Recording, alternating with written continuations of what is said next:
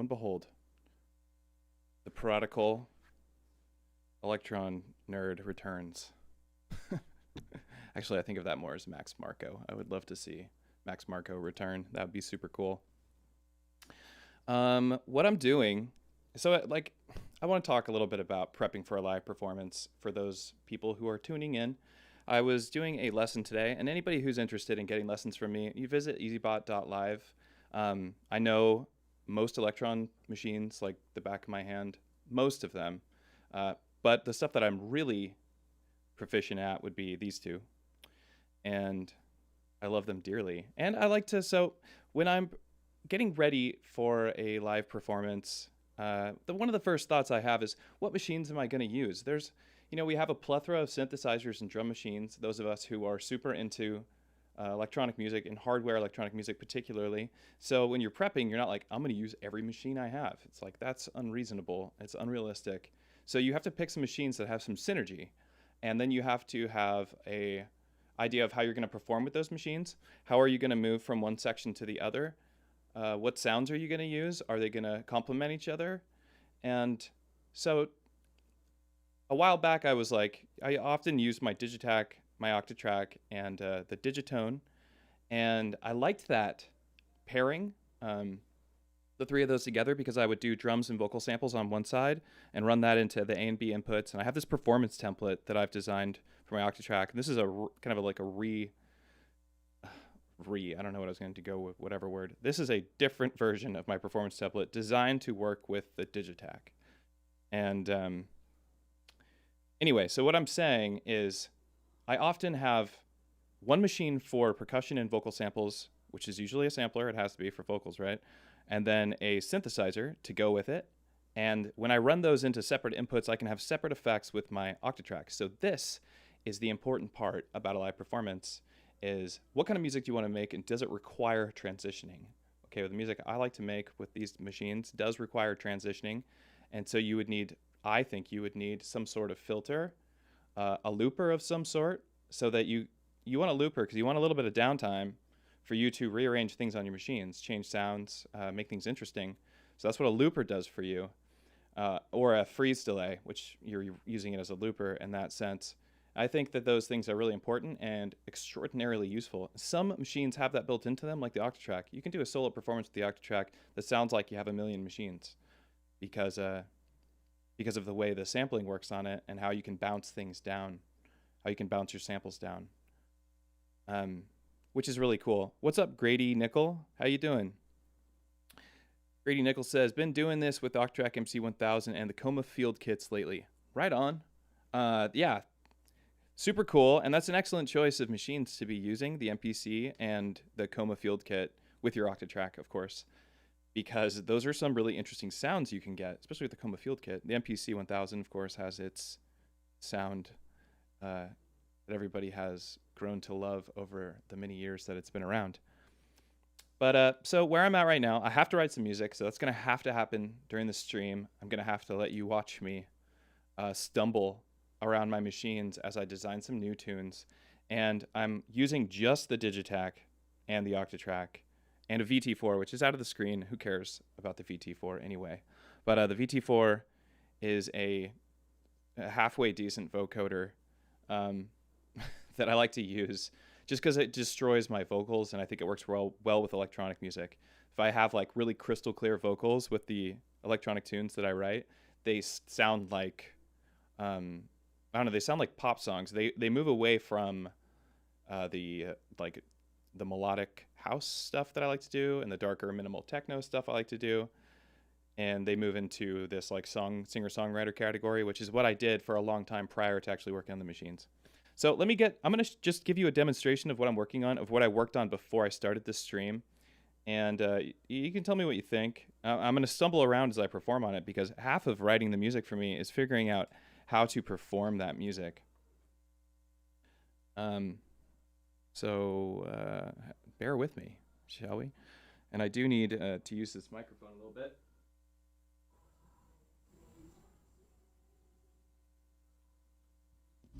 Which you can immediately hear that I'm doing.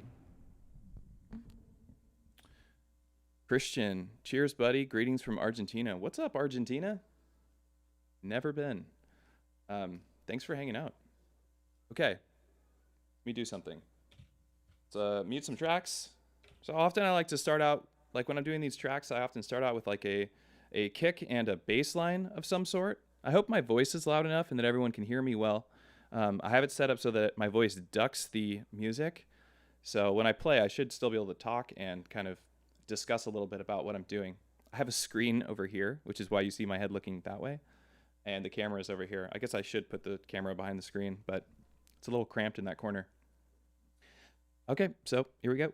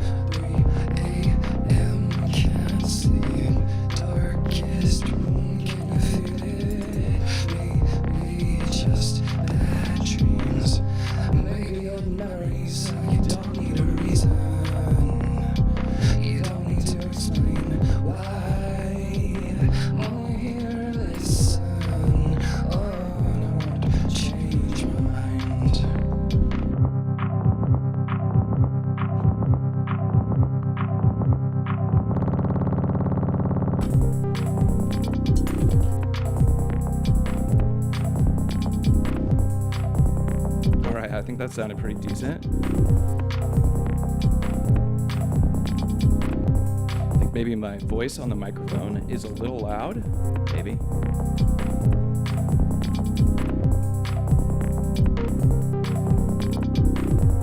What do I have on my B scenes for effects? Turn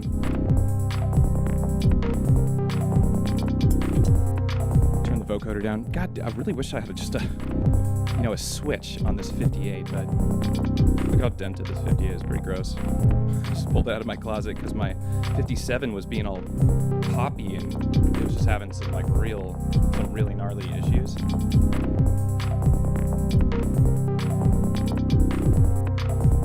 That's a little better, I think. Okay. All right.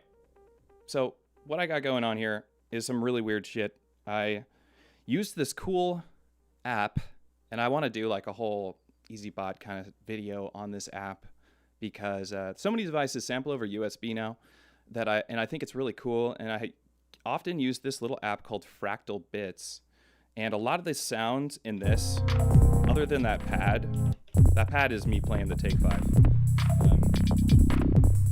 No, that doesn't show you do the take 5. That's a nice shot of the Digitakt.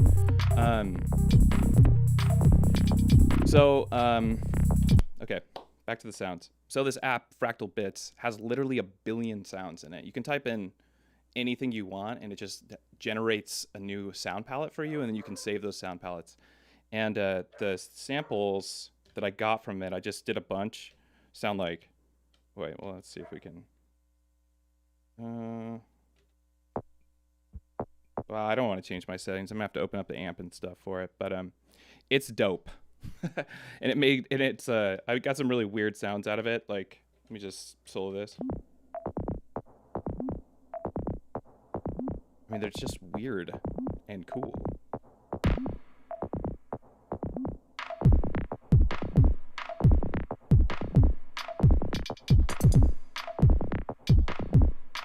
So almost all the percussion I got from Fractal Bits.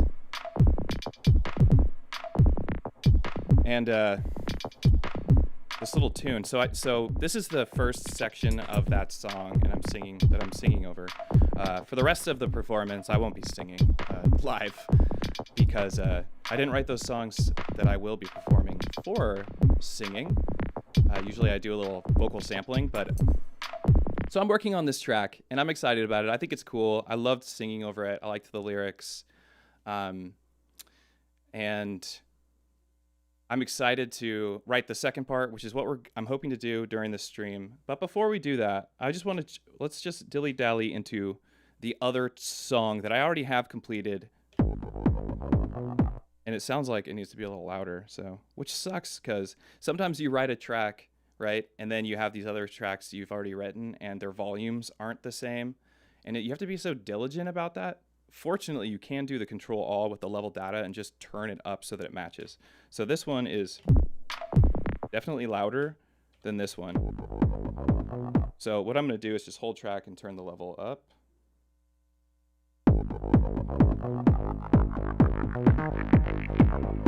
That sounds good. Let's do it again to this one. So wait, we got to 84. So here we'll bring it up to 84.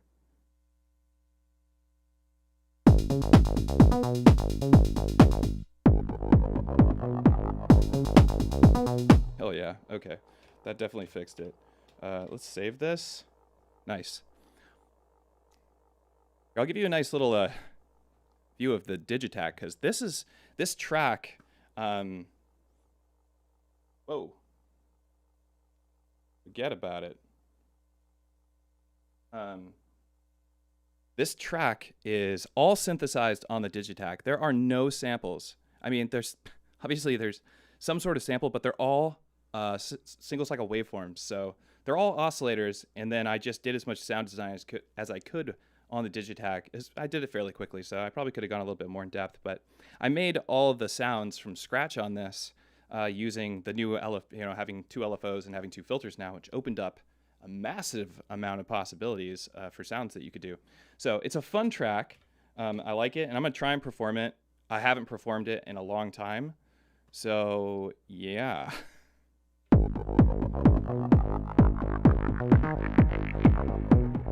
I don't even know what to do next.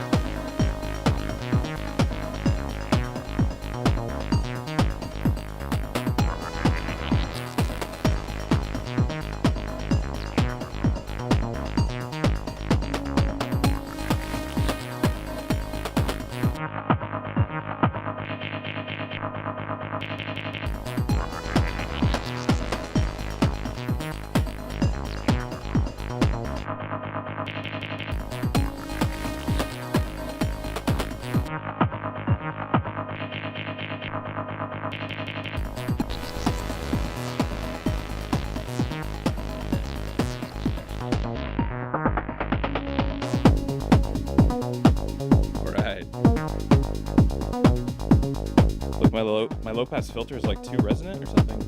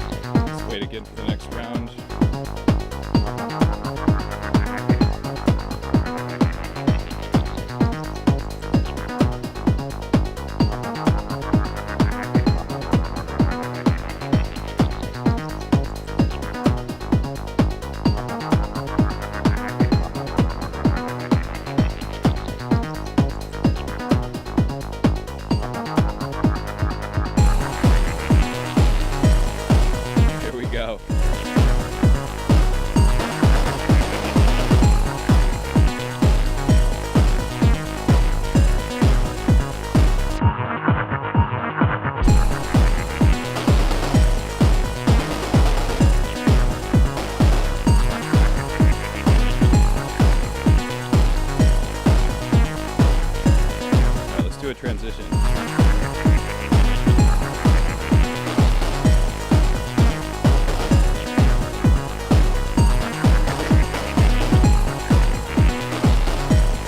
Alright, now back to our old song we were working on. Oh no, wait, our different song.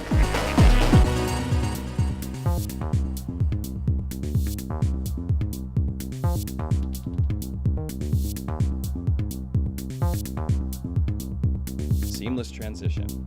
At least I nailed that part. I feel like this part was kind of a mess.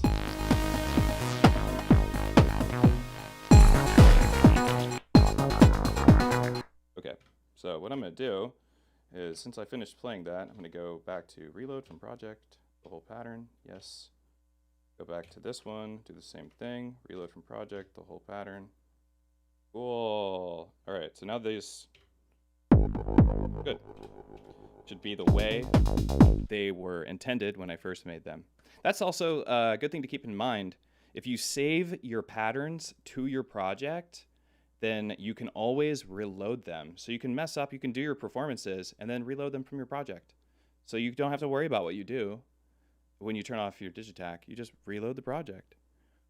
Not damn, I'm about to trade a bro one of my 707s for a drum brute. Now I'm finally feeling like I should get a Digitakt to pair with my Octatrack. I totally, absolutely. Hot damn. Yeah, okay. I do not know how to say it. VJ DJ Waffles. I got it. You're a video jockey and a disc jockey. Sick. I would also like to do some video stuff. That'd be great. Yeah, you know what I got to say about that comment from VJ DJ is trade your 707 for a drum brute. Okay. Yeah. I mean, I don't know. I would just get a Digitakt. I would just sell that and get a Digitakt. That's just my opinion. Digitakt's literally like the best drum machine. That's not analog, but its synthesis is you know, awesome. Its synthesis is fantastic, so nothing wrong with that. Full circle. What's the reason to go Digitakt over Rhythm? Well, okay, I'll give you a couple. So, Rhythm's got some really awesome stuff. Like, I mean, if you got the money, all you need is a Rhythm. You don't need any of this. You can do most of this except for the looping, which you could do with a pedal or something if you wanted some sort of stereo looping pedal with MIDI. You don't need this. So you could just have an analog rhythm and a looping MIDI pedal. Not that loops MIDI, but loops audio and receives MIDI. Versus the Digitakt, which has a fantastic feature called pattern mutes. And it has, sampling over USB is super awesome. Built-in master compressor is awesome. I guess the Rhythm has that too, so that doesn't matter. Well, let's see. What else do we got? It's really easy. The Rhythm's a lot harder, so I feel like this is a much faster thing to use for live performances. The sampling on it is the same as the Rhythm's. I guess it's really the pattern mutes and the money. Yeah. I just think that this thing's a lot faster to work on. I have a Rhythm Mark 1, and I love it. It's sick. I'll never get rid of that thing. It's really cool. But this is so fast to make music on versus the Rhythm. The Rhythm scope is so much wider because it has all that synthesis available to you that actually slows me down because I'm given too many options. It's kind of the reason why I'm on hardware.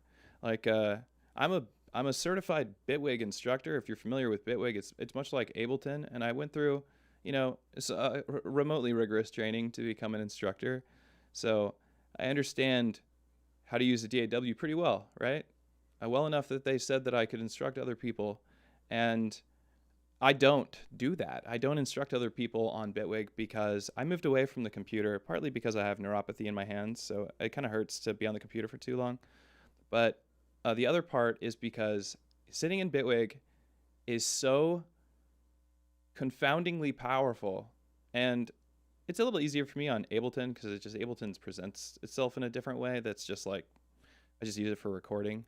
But in Bitwig, it has everything you can imagine. I could design anything I can think of. I can design in Bitwig without a VST.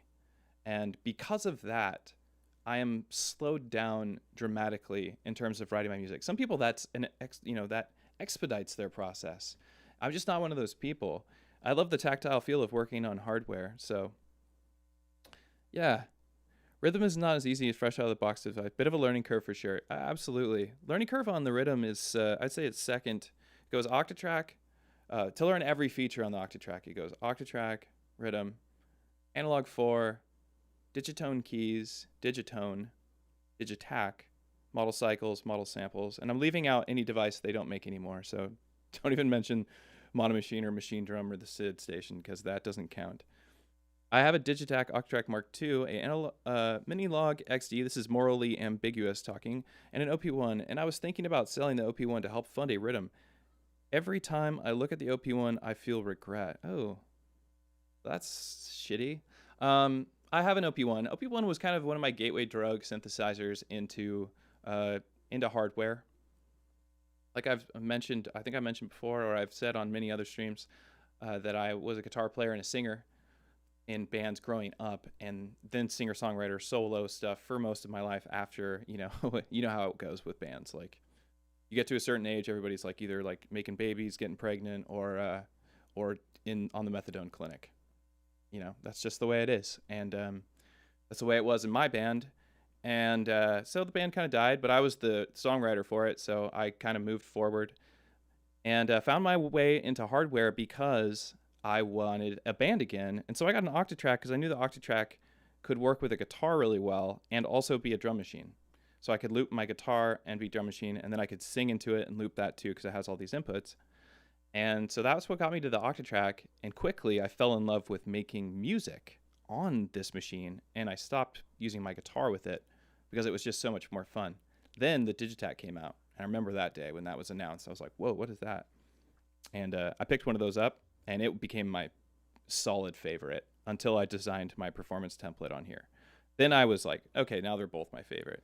But the Digitakt was just the fastest thing for writing music, so I love it. I just can't get to grips with the tape way of arranging songs on it.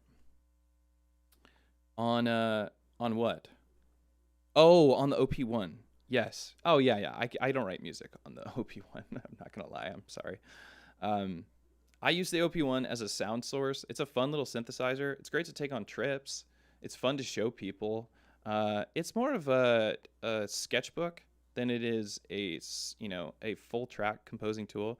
Like Jeremy Blake, Red Means Recording, I know he's done some awesome videos, right, with the OP1 and their full tracks. But if you talk to Jeremy about it, I have talked to him about it, and they all go into Ableton and get turned into full tracks there. That's where they become tracks. He's writing them on the OP1, bringing them into Ableton, and so it's a two-part process, which makes it a kind of a lot deeper songwriting that takes place versus this. I can kind of just sum this into stereo, do all my mixing on these machines, and its timbre is intended by the machine. So I do some mastering on it, but I'm not multi-tracking my music because it takes forever, firstly, and multi-tracking my Digitakt, Octatrack. I mean, I used to do that all the time. That was my thing. And then I just fell out of love with sitting at my computer, hitting the button, I got my stem, arranging the stems. Now, yes, when you're making a new album and you want it to be perfect, yeah, you kind of have to. Or you can be like me and just record stereo output of your entire show, and that's kind of like the content that I release. Most of my music is just on YouTube anyway. Okay. Sean Bob. The methadone clinic shouldn't interfere with music. Having a bad habit and not going to the clinic is the problem. I can't argue with that. I got to tell you, just for transparency, that I became a drug counselor. And that's what I did before I started working at the synthesizer shop. Case management, drug counseling. Personally, don't tell anybody, but, I celebrated 10 years myself just a few weeks ago. So, but I do know what you mean. I do. Yeah, I love my OT and other bits of kit I own. I found a great workflow with those minus the OP1. Yeah, I agree with that. Thought the rhythm might add more to it all, more than the OP1 has. Yes. It will for sure, morally. Any new gear you're excited about? Playground of Sound? Hey, that's a great question. Let me tell you the most exciting piece of gear I currently own, and it's this one, the Dirty Wave M8. And I talked about this on the last stream, and man, this is the coolest thing. This is my favorite thing I own right now. There's no doubt. I was going to use it for my show tomorrow that I'm playing on Basement State.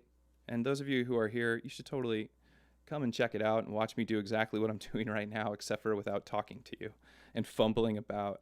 Hopefully I'll have enough practice in. I got to play for 25 minutes and I only have 2.5 songs prepared, which means, so this is the thing about setting up for live performance. What are you going to do? I only have 2.5 songs prepared. The show's tomorrow. I work all day tomorrow. I have so much shit I have to do.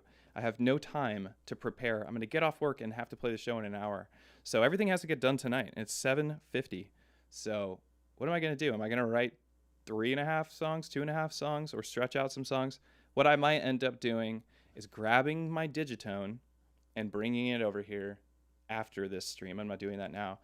And grabbing maybe 1 or 2 tracks that I have completed, because what I think is very smart, and I want everybody to do this, and I said this in the arranger tutorial video, I made this really clear that I feel strongly about this, is that when you're writing music, try not to make 1,000 projects, for God's sake. Make one project and do all of your songs in that one project until your sample buffer gets full, and then go, okay, I'm done here. It's time to do the next project. Because you're wasting time creating new projects and doing everything from scratch.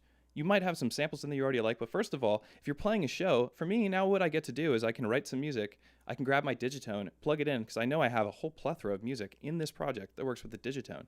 I just started these projects on a new bank. So I feel so strongly about it. It's going to save you so much time. It's going to make you so much more productive with your music production. Do not create new projects for every single song you write. Please. I swear to God, I'm doing you a solid. Congrats on 10 years. Hey, thanks, man. Appreciate that. I definitely don't usually talk about that on stream, but talking about my past with my band and all of that, it brings it up. And it was so recent, and 10 years is kind of a big milestone, right? It's kind of a big deal. Hey, thanks guys.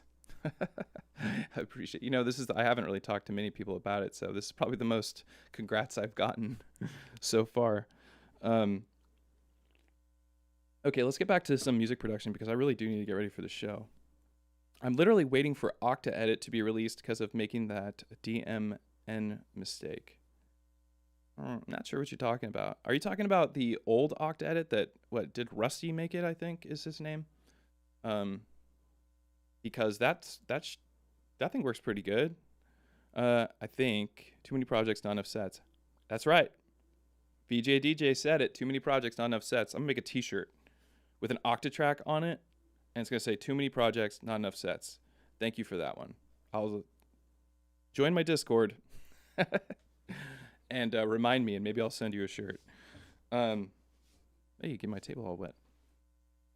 Okay, so let me. So you asked about my favorite piece of gear. Why is this my favorite piece of gear? Okay, I'm a tracker user. These are trackers, by the way. They're just presented in a different way. You don't get to see everything at the same time like a tracker usually does, but it has the same idea. These are actually much more powerful trackers in a different way. But this thing is really cool. He pulled it down while doing okay, got it. I don't know if you can see this very well here. I'll use this other little cam here. Boop. So I can put it in, well, whatever. It's not going to be in focus. It's gorgeous, dude. And I love this. You're all dude to me suddenly. I love that I can edit the way it looks. So it's just it's a beautiful device. It's, you know, it's got a solid case. It sounds great. 44.1 stereo sampling. Huh? That's a big deal. Stereo sampling, MIDI out, chords built in that you can use for MIDI. Little teeny keyboard that tells you what notes you're playing. And it tells you if you're making a chord. I mean, shit, dude. It's just got so much. So I love it. Battery powered. Battery lasts for like 6 hours. It's amazing. If anybody can get their hands on one, I'll leave it in the screen just to tempt people. If anybody can get their hands on one, just do it. And if anybody wants to sell one, if anybody here watches this stream and they're like, I don't like it, go to my Discord and message me and I'll buy it from you. Okay? I want another one. And I'm serious about that. It's called the Dirty Wave M8. It's a little synthesizer and sampler. It's got synth engine. Sounds awesome. Does a great job. It really does. Built-in DJ filter that you can use with the touchscreen. It's insane. It's just so cool. I'll watch your vid on it, get more info on it, but how much? Oh, I don't have a vid on it, unfortunately, when it comes to the M8. They are $550, and you can't get them right now because they're not available. They're all sold out. I think that you have to wait until January-ish before you can get one. I'm not sure. Don't quote me on that. There's some people in my Discord that know all about that because they're buddies with the guy who made it. So ask the tracker channel about that, and you'll get an accurate answer, I believe. Okay. What is it? It's a tracker, Sean Bob. A tracker. If you're familiar with trackers, like the Nerd Sequencer, or a Poly-N tracker, or Renoise, or LSDJ. All of those are trackers, and they work the same way. And if you know one of them, you can probably work on any of them. You can probably work on any Elektron box, too. For that, you know, I believe. Okay.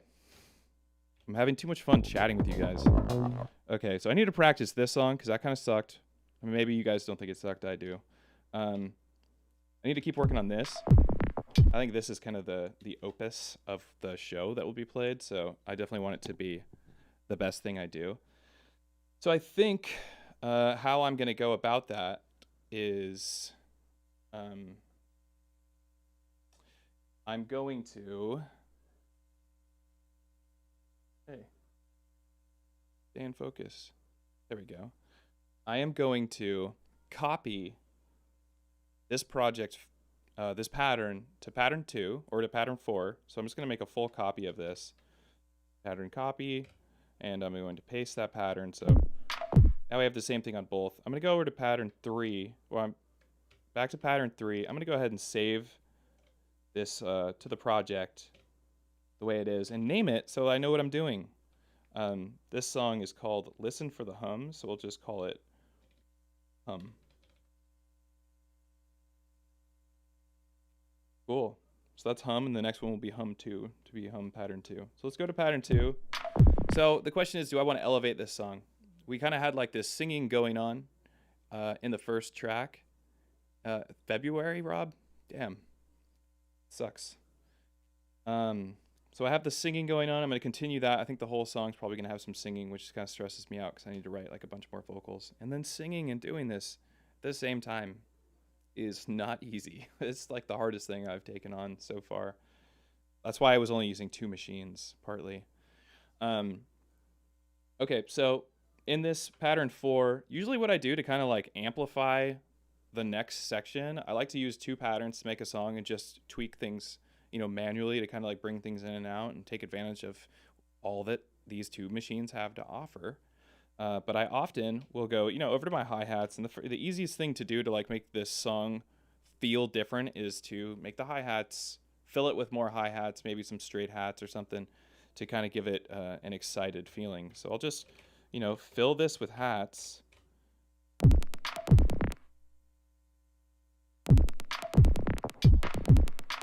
Doesn't sound like hi-hats to me. What is going on here? Oh, I remember. Dang it, let's go like this. We'll reload the pattern here.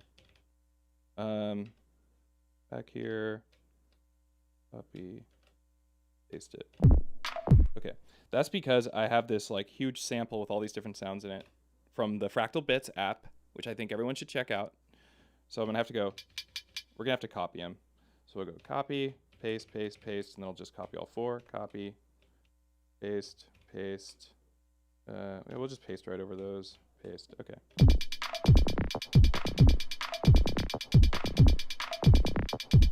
Okay, so now we have, it's already a more excited feel. Maybe I'll change the hats so that they're a little more.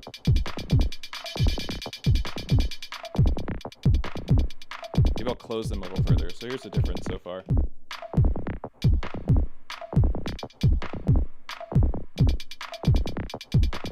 Maybe that hat doesn't work for that. Maybe we need like a 909 hat or something. Let's see, do I have one saved?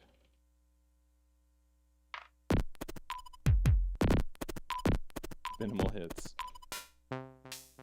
These are all the sounds I synthesized. Is that a great sound? That's all Digitakt, baby.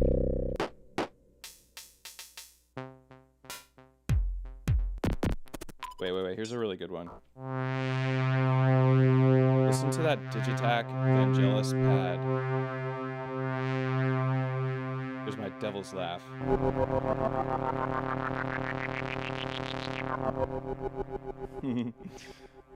So sick. I love the Digitakt.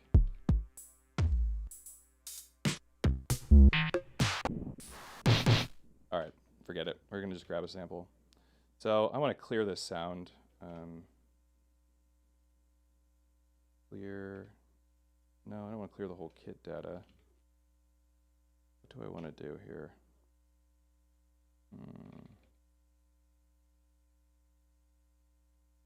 We'll just.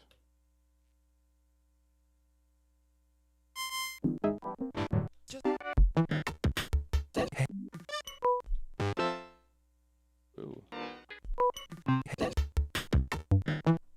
Just in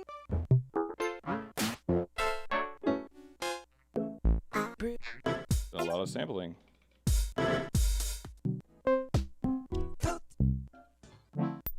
buds.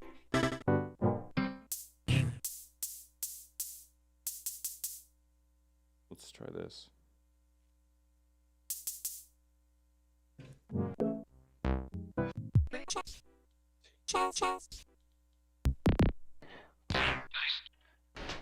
Just This is the fun part. Going through the million samples I've done.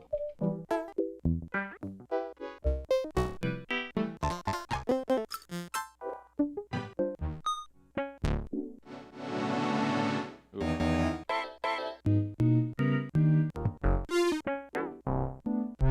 Oh my god.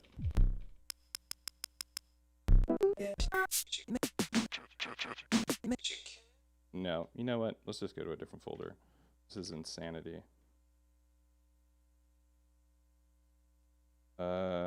Let's go to Zoltan samples.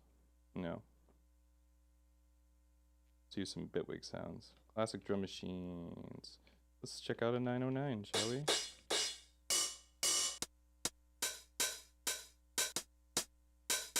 just use that. Okay. Oh, where is it? Pick. Oh wait, it was in a early slot, wasn't it? There it is. Okay. That's better. Wow, that took a while, huh? Digitakt. Is that for real? Oh, Ryan. A drum synth version of the DT. Yeah, my guess is Digitakt is going to be sometime next year. It's my guess. And I think it's going to be some sort of machine drum thing in Digitakt form. It's going to definitely be in Digitakt format because it's called Takt. So, I mean, I'm not 100% on that. I can't confirm or deny that to be the truth or whatever, but that's what I think it will be. All right, now let's close.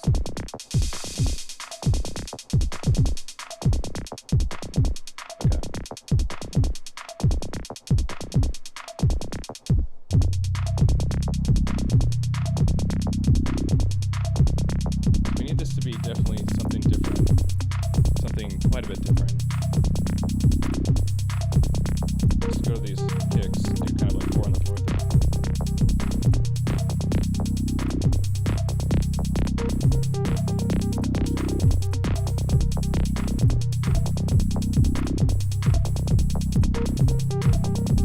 I don't know if I like that.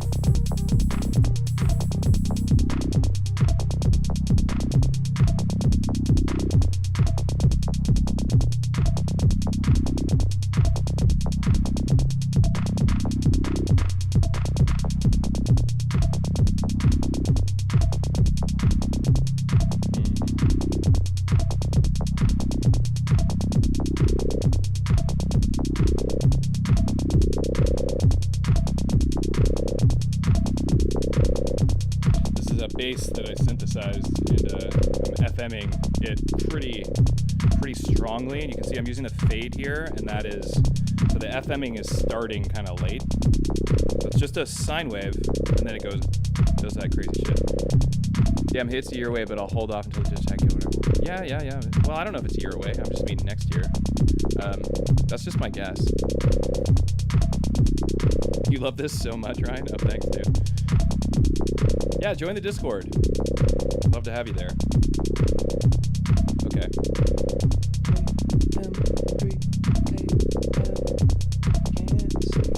Alright, let's try the vocal line over this and see if it sounds alright, because we'll probably keep something similar to it.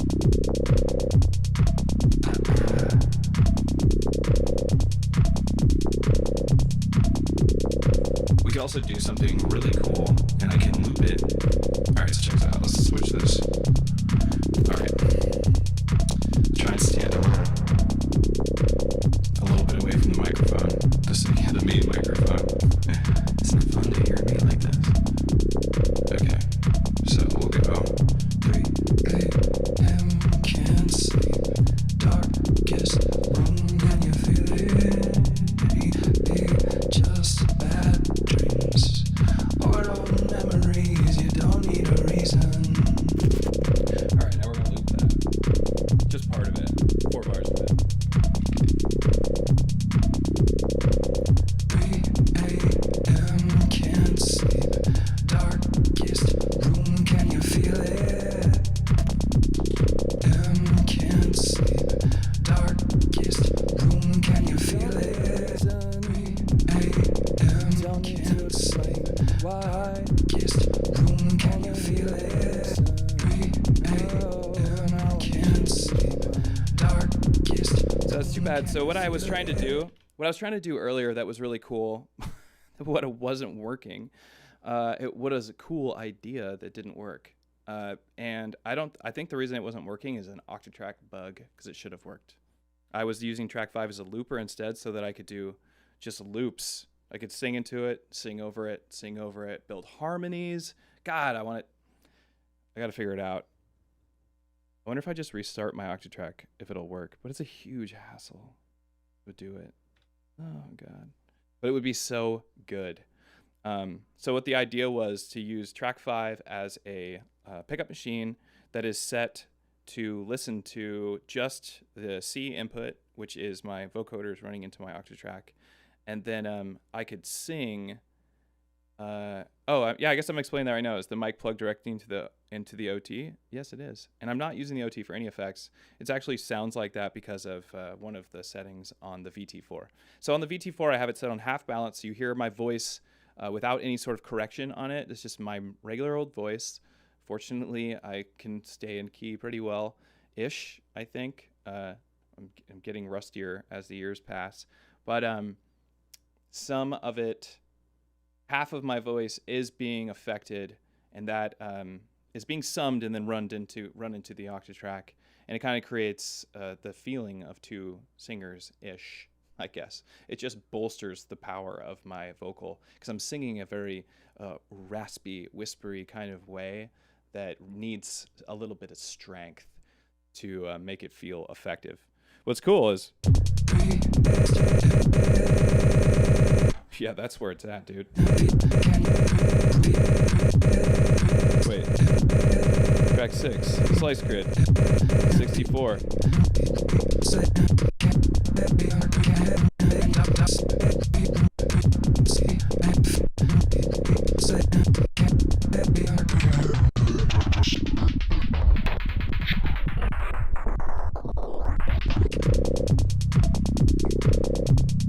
Here we go. I don't know where we're going. I still have to write this. I wanted to do like some sidechain ducking on the Digitakt. Pain in the ass. And I mean that. Definitely not ideal device for doing this sidechain ducking. Whispers my word. Yeah, I feel like it would. I feel like maybe a sample a little bit of myself singing into Digitakt might be really effective. But I think we need like some sort of melody element. So you're not gonna really see me. I'll take my mic with me if I can.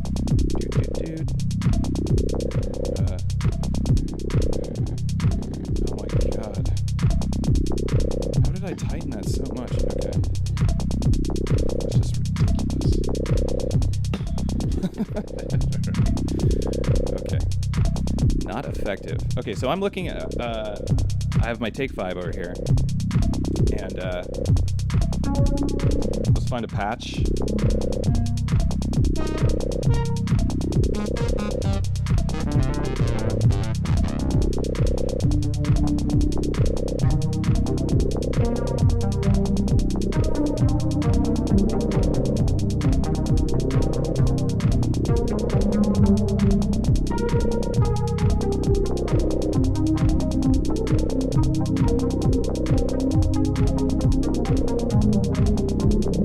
That's not the patch. Alright. This one I really like. I didn't make this patch. I do like to make patches, but who got time for that today? We have to play a show.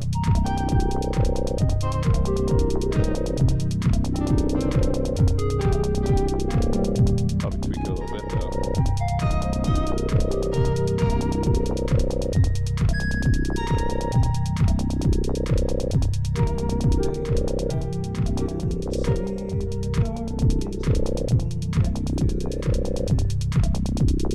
Very whispery.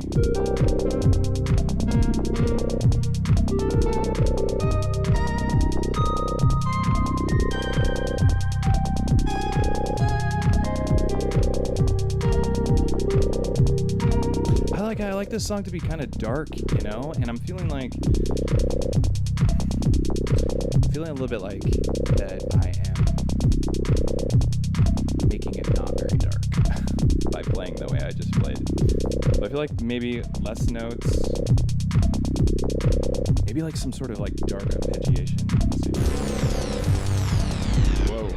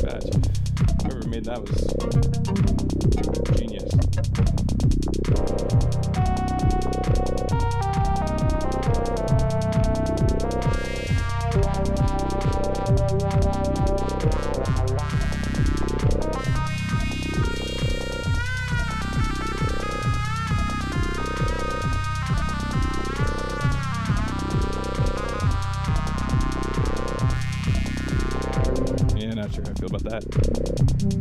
Okay, maybe just like a soft like bell tone or something. Like ding, dun, dun, dun.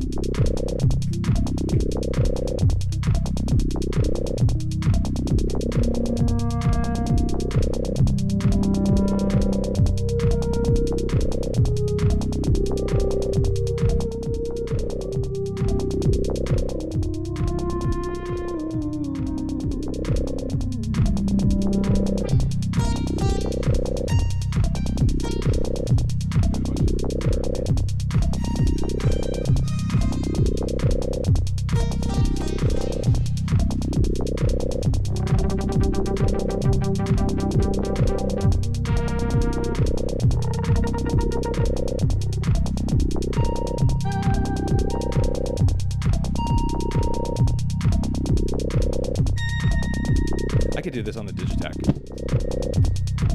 That's what forget it. Forget that. Turn that other mic off because I can hear it attacking me. Alright. Let's get us. Oh, we already have one.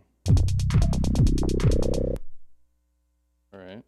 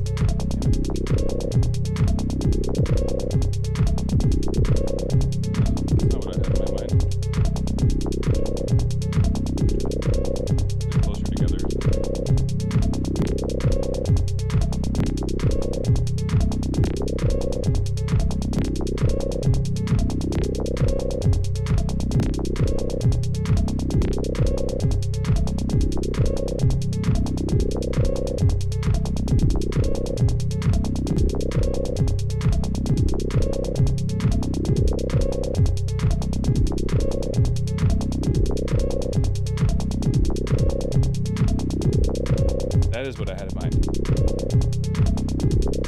Let's just have those two. They just needed to be moved a little closer to the first kit because it's kind of a little swingy kind of deal. A little swingaroo, a little swingage, a little swank. But we don't want them to play every time because that's going to be annoying. Let's have it do like every second through. That works. That's kind of what I'm hearing in my head. Let's go here. Maybe I'll play that in after we get a sound I like, but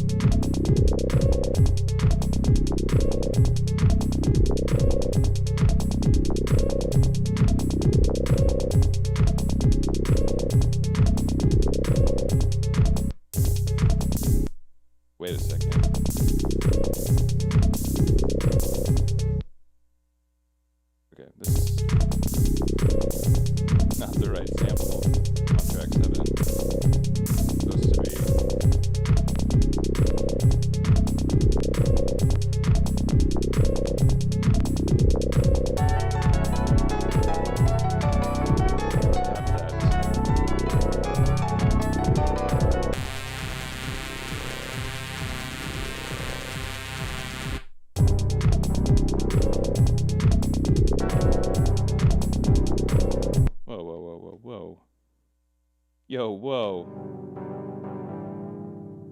Oh, that's not right.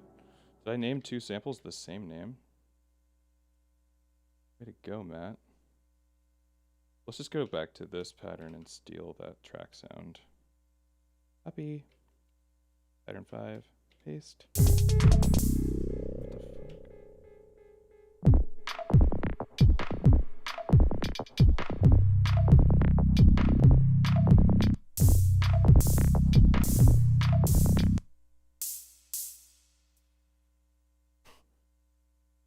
Does anybody else know what happened there?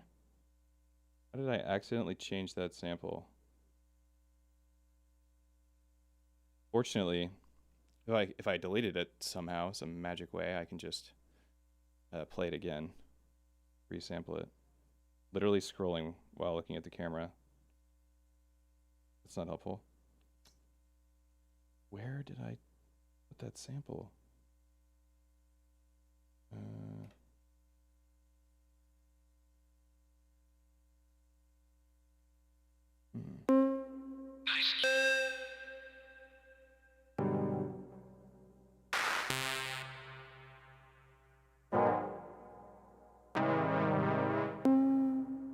Bro, those are Prophet 5. I'm looking for T5, not P5.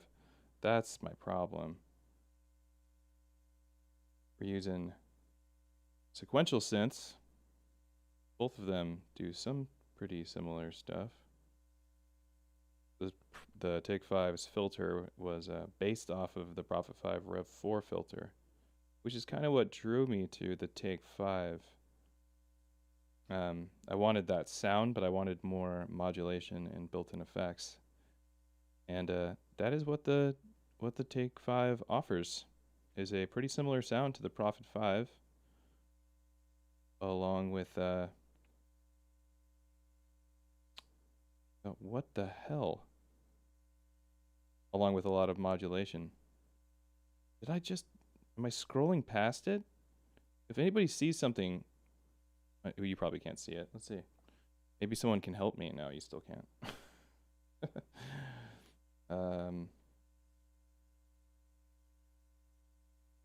Take 5. Give me those where's the Take 5? Well, if I reload this project, let's see. On pattern 3. Yeah, reload the whole pattern. Yes. Oh, that's whack. So something happened and it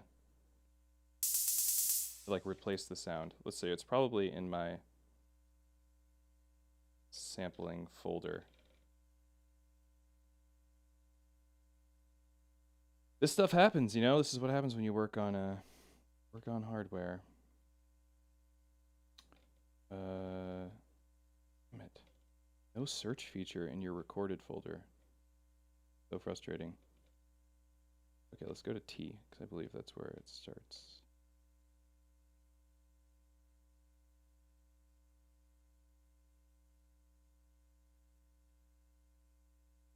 Oh my god, what? This happened to me before, where I lost one of my samples, and it was the most important sample of a song, and it killed my song, and I loved it. It was like one of my favorite ones to perform, and it was just something I could not recreate. It was too strange, and I was so bummed, and I don't know why it does that. Just every once in a while, it just like completely empties out a sound. See if any of these are it.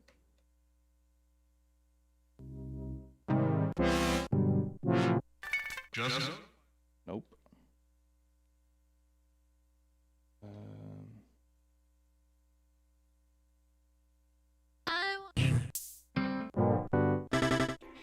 Find something.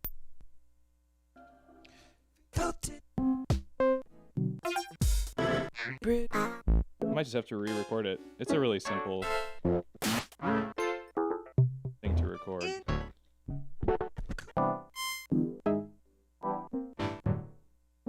Found it. God damn. Okay, good lord. Let's save that to the pattern. Holy smokes. See, why does that happen? Okay, let's copy that. Track 7. Yes, and paste that sound.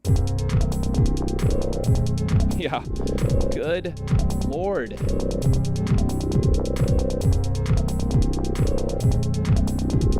I don't know if those chords go with this. Maybe we want to screw this up a little bit. Maybe let's do some of that. Let's just chop this shit up. Just random positions. Doot, doot, doot. And then we'll play with it from there. Maybe I'll record a little vocal thing, a little doodad. I'm just gonna like just totally random. There's a lot of the same kind of sound in this sample, but there's a couple of changes. So it might sound cool. Let's just listen to it.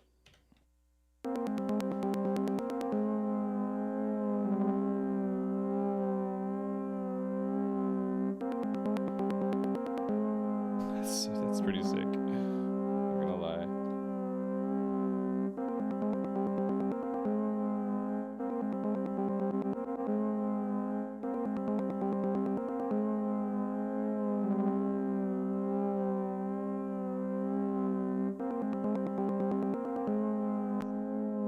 Let's use a low pass filter on it.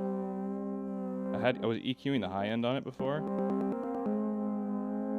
Oh wait, I keep going back to those notch filters.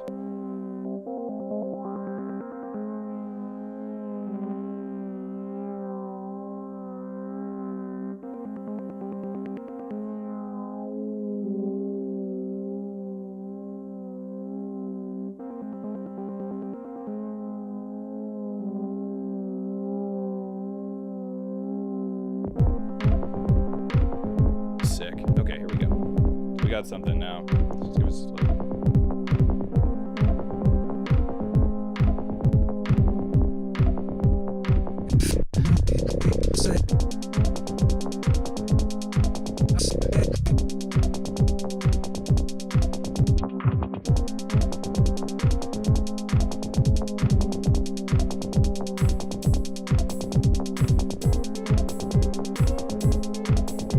now this doesn't sound right.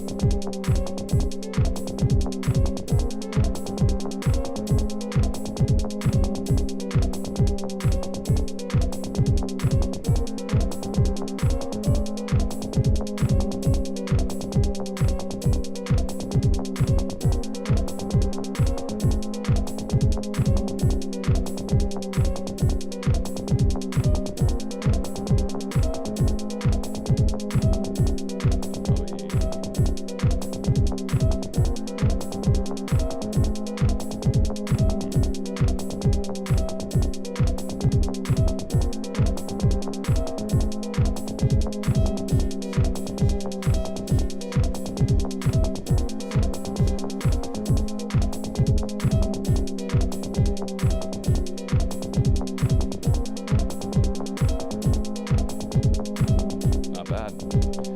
All right, so let me catch up with the chat for a second. Where are we at? Restart the Octatrack. Do it. I don't want to. I don't want. I wish that this would keep that picture-in-picture on. I'm using a Blackmagic Atom Mini for my video stuff when I stream. It's cool, totally. A little more expensive than I would like it to be. If I sample myself drinking LaCroix, like the sound of the carbonation going down some organic matter, might be interesting. Okay. Yeah, those notes are okay. Let's hear how it sounds without it again. I like this better, so actually I think we're going to delete that. We're going to start over on there.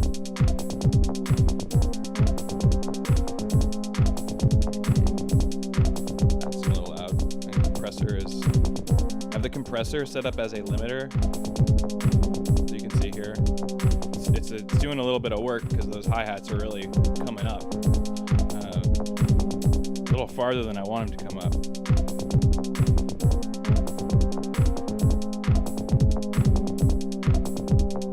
That's a little better. Let's make sure that these hats on this one are changing in the stereo field here. Let's get them to the right a bit. This one will be on the left. Let's give this one a roll. Setting the velocity to -28 will roll it down to silence. It's a really nice sound, as you can hear. Go a little faster. I think it's better on 16th notes. Just needs to go a little longer. Yeah, that's it right there. Alright, let's try my little vocal line. I haven't written any new lyrics. We're just using the same lyrics over and over again. That's the way it goes with songwriting, right? For those of you that are songwriters. It's the same lyrics until you write new ones. You just keep singing it, maybe singing it a different way.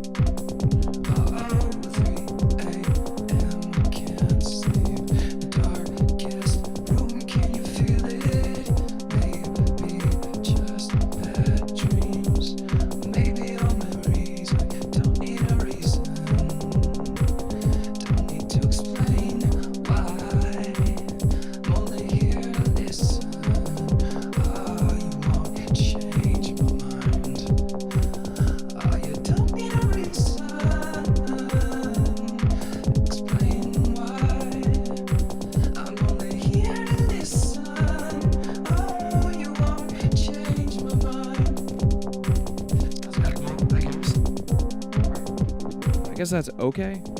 I'm going with okay. I think it really needs to, we really need to get this louder so that I can be louder. It needs to entice me, and it's not yet. So it still feels a lot like the first part of the pattern, right?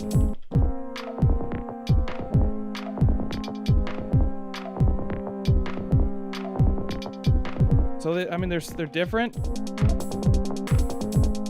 This almost seems like verse. We need this to feel more like a chorus. So we need something that comes in that makes it feel like a chorus, something explosive. Not that. Definitely not that. Maybe we'll trek back over to the take 5.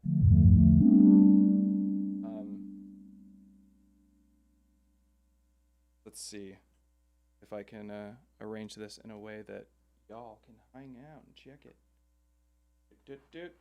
All right, there's the take 5. King.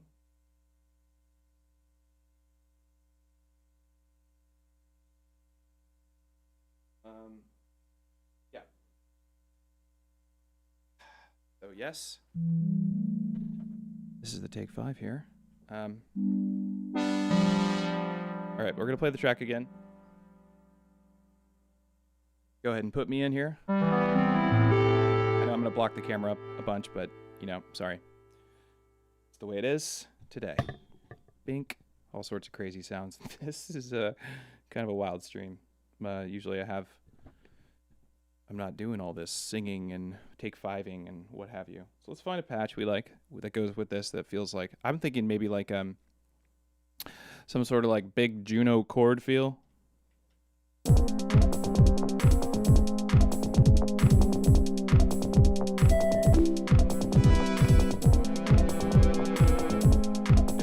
Try these chords maybe. Centauri Strings, the patch is called. I think you can actually read the patch from the stream. That's pretty cool. All right, let's find some chords.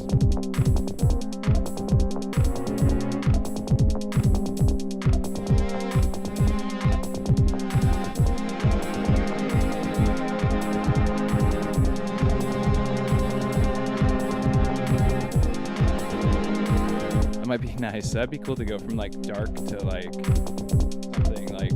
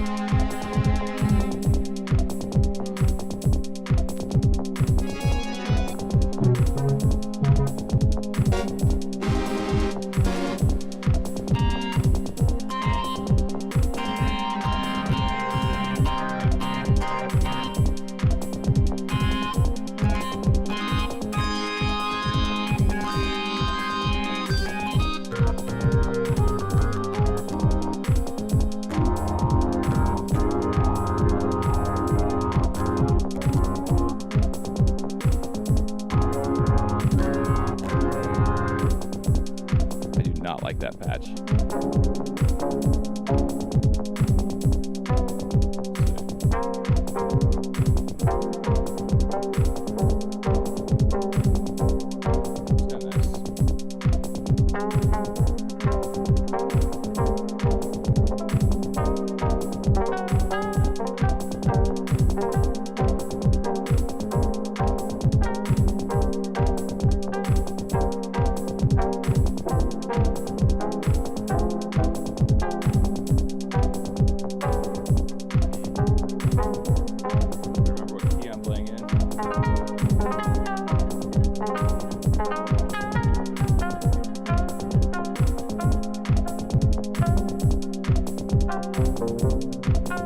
Mind you, I am a guitar player, so I like to tinker on keys. I'm not a keys player. If my guitar could play this thing, I would do that, because then I would fly.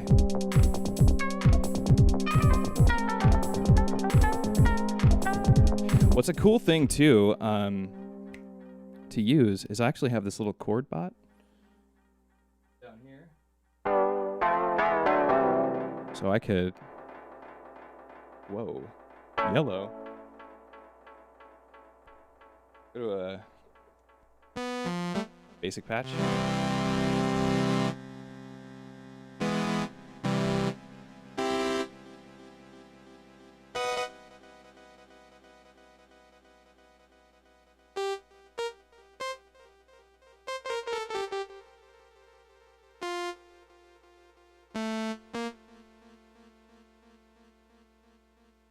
Why is there such that wonderful delay on it?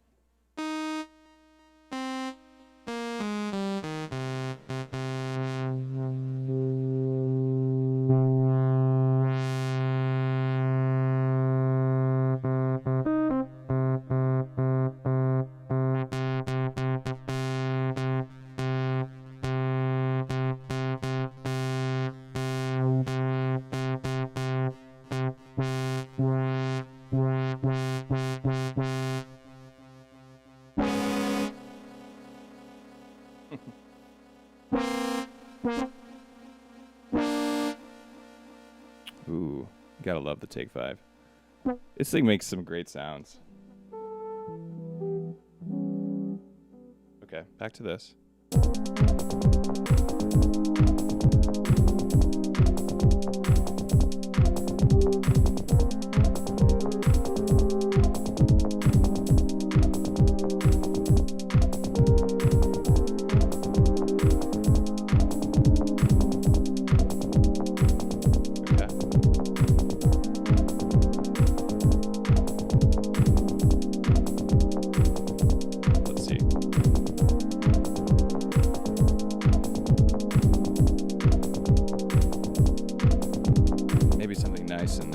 Like that.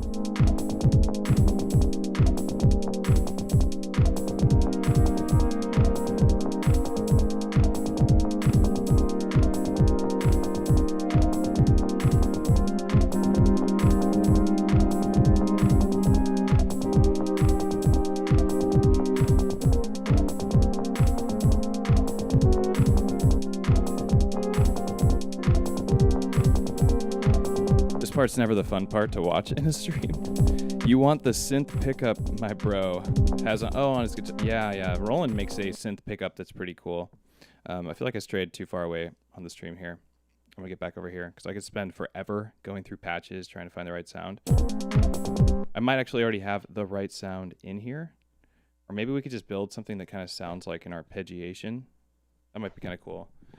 Let's try that. So we have these notes down already. They sound like shit, so we're going to use one of my samples. No, I'll use my Vangelis pad. Here we go. This is where it's at.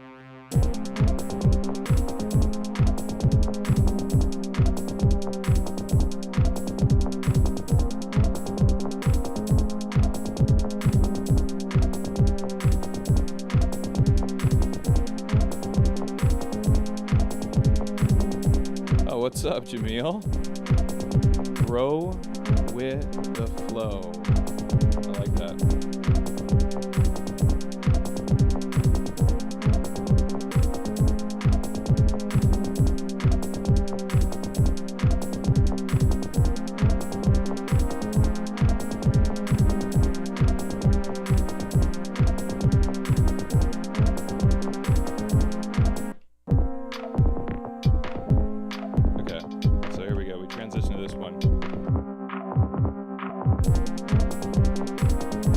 Right into that though. Oh my god, this needs to be dubbed. Dubby dub dub. That's what we're missing. Big chords that just echo out forever. Forget this one. Let's find some chords. Wouldn't you agree? Let's see here. Clear that out. Let's go through the samples. Now first let's clear how this functions. And now let's go through the samples. Damn it. Forget about that.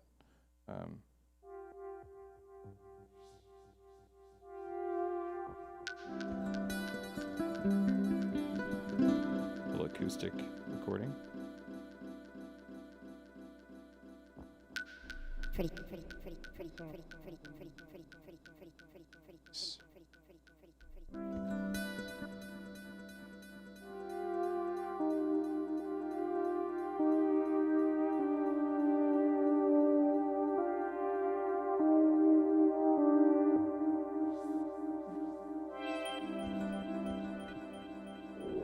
Stab.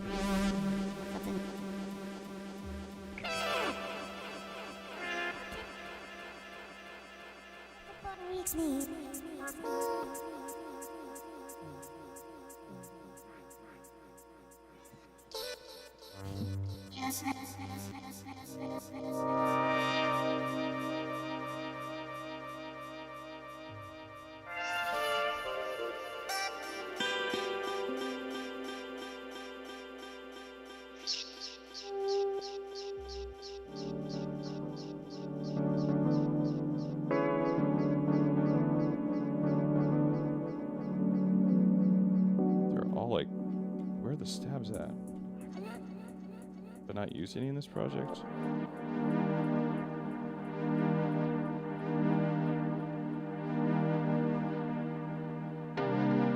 Oh, that's it. Let's do it. Boom. Let's get that one right there. I mean, it's probably not in key with the song, so we'll have to find out the right pitch for it.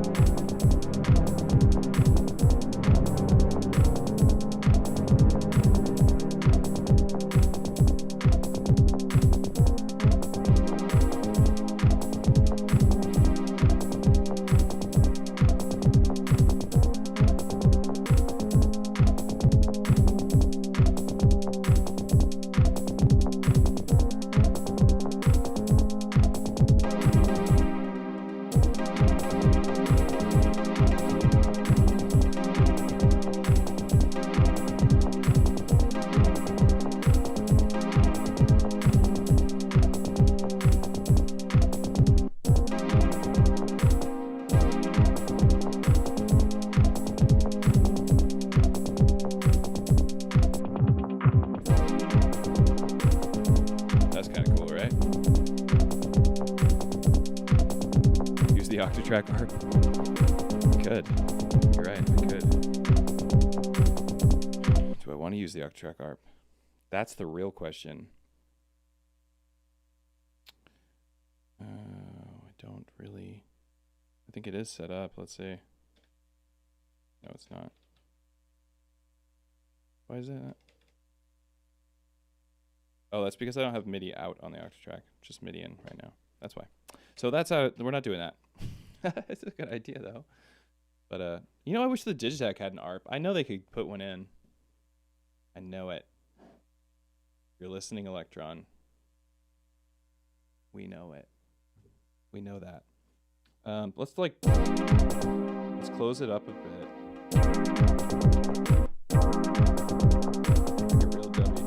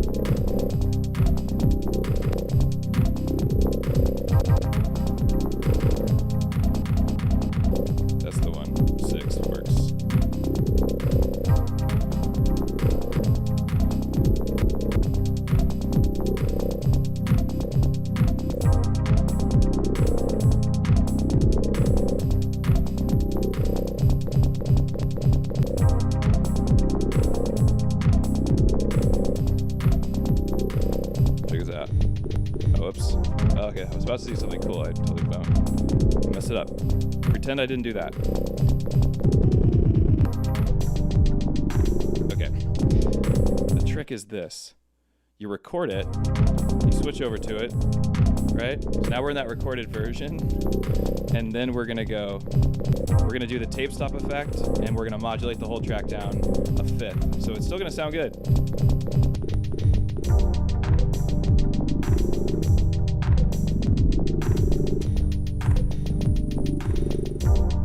Isn't that cool? If you want to learn how to do that, I have a tutorial on my channel that will teach you. Show me the way. Show me the way. I will show you the way. And then we can kind of tape stop again. Let's go to a new song. Now we're like in some real tasty techno.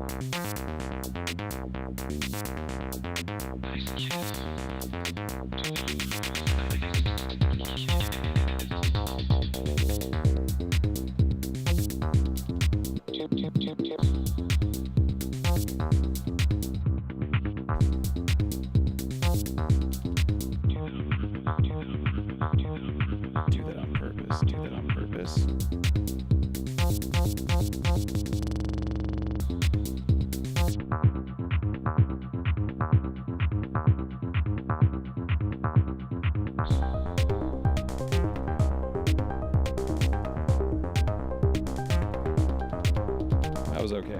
I feel really rusty right now.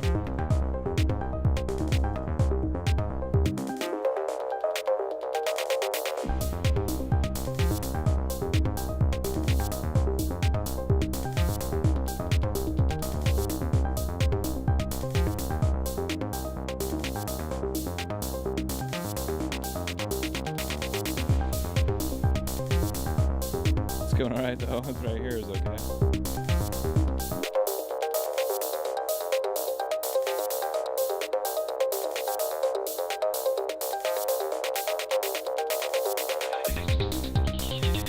Just missed it by hair. Okay, I'll record it. Transition, move to the next track.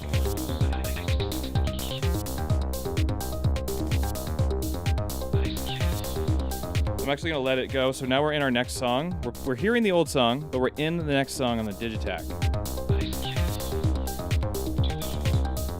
As you can tell, because it just glitched because the tempos are different. So you don't want to let it go for a full 4 bars when you transition, otherwise it won't work.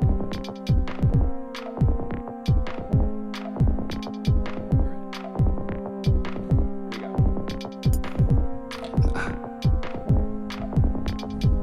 Here's the big test. That's not supposed to be playing it. I think it's this cable. It's this cable, goddammit.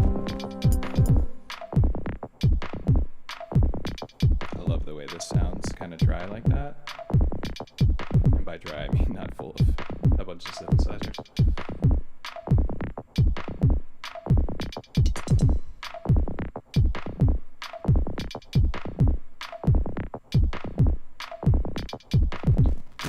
A.M. can't sleep in the darkest room. Can you feel it? Maybe just bad dreams. Maybe old memories, and you don't need a reason. Don't need to explain why. I'm only here to listen. Oh, you won't change my mind. 3 a.m. You can't sleep in the darkest room. Can you? We just bad dreams. Maybe old memories. Well, you don't need a reason. You don't need to explain why. I'm only here to listen. You won't change my mind. 3 a.m. in the darkest room. Can you feel it? Ooh, can you feel it? Can you feel it? Can you feel it?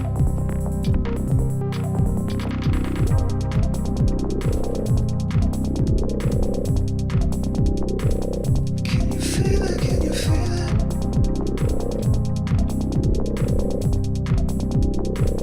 Can you feel it? Can you feel it?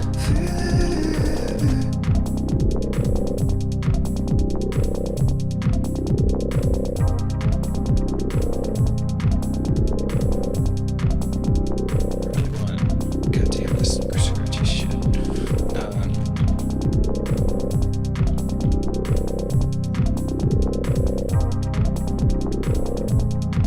I want these to be brighter.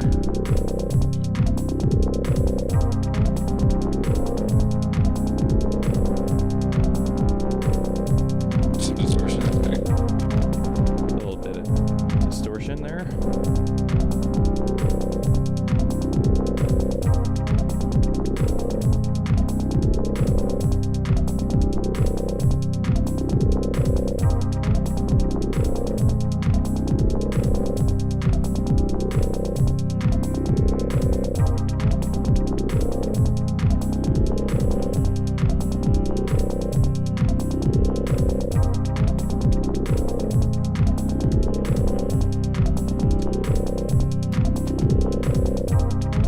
I think maybe that I think that this sound is great. I like it. But I think for the second pattern we need something that hits a little harder. What's this one sound like?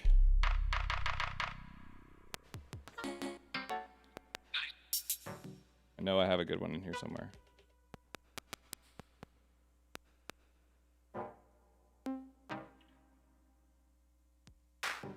What was that? Grainy? I don't know about that.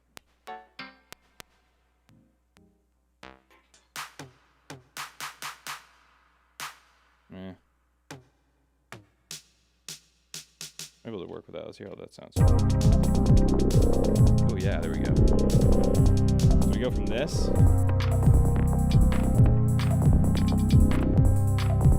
to this. That's cool.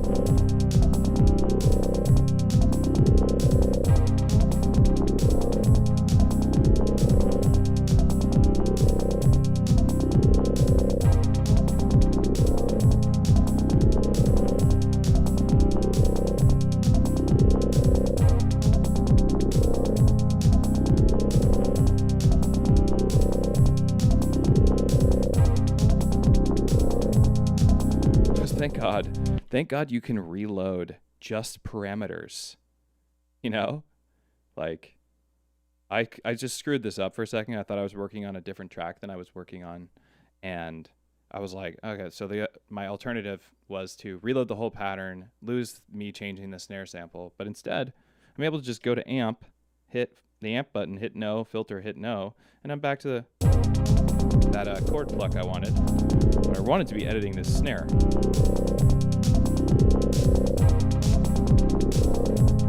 That's better.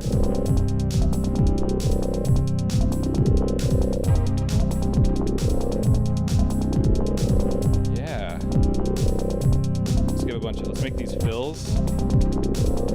Copy, copy. Now I can fill it. I can fill it, yo.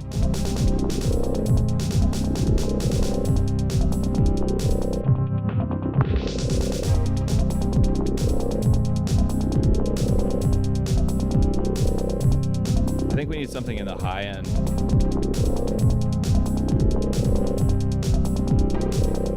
This is not like cutting it, so maybe we'll use one of these EQs.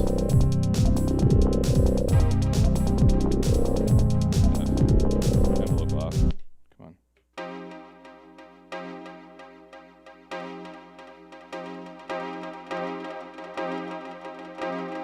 There we go. Yes. Okay. Let me pay attention to the chat here for a second. Hello, chat. Nice mate tracker. Yes, I love it. I talked about it quite a bit. Goddamn, you got to release this one. Thank you, Nairon. Sorry if I said that wrong. I'm sure I did. You want this? Okay.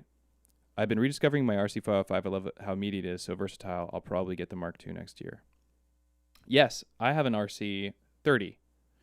505, much more powerful, but 30 works just fine. I believe it does stereo. Yeah, use the Octatrack ARP. Yes. Okay, we talked about that. Reckon Digitakt pairs better with the OT than the A4 Mark II. I think so. That's just my opinion. I think to use the A4 and the AR effectively, you kind of want to use all three together. I feel like the Octatrack A4 and the Mark II, then you can record 4-bar loops of them and use that loop to transition between parts since you don't have pattern mutes. So without the Octatrack, those two are harder for me to do what I like to do, which is have these seamless transitions. I think it makes you stand out more than the next guy. Or them, or they, or she. We'll be back to check it out when it's finished. Okay, thanks, Empty. I like your little Bart Simpson looking thing. Symbol, that's cool. How long have I been streaming for? Feels like a while. I didn't know I could embed the chat. That's nice. I have been streaming for 1 hour and 40 minutes. Alright, I'm feeling like this is kind of where I want it to go. And I think maybe what I'll do to make it be like a real hi, Boba. To make it be like a real crescendo. That's what we want, a crescendo. Maybe I'll just play live on the I have considered 2 OTs. I've considered 2 Digitakts. I think I'd have 2 of both of those would be cool. Or 2 OTs and a Digitakt. or 2 Digitakts in the OT. That's really what I was considering the most. I would like another Digitakt for cheap, if anyone has one. Because they're expensive now.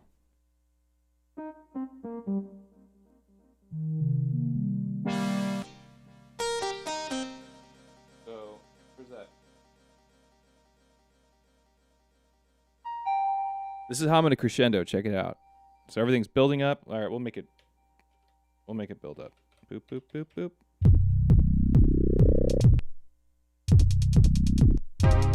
Nope, that's not supposed to be there.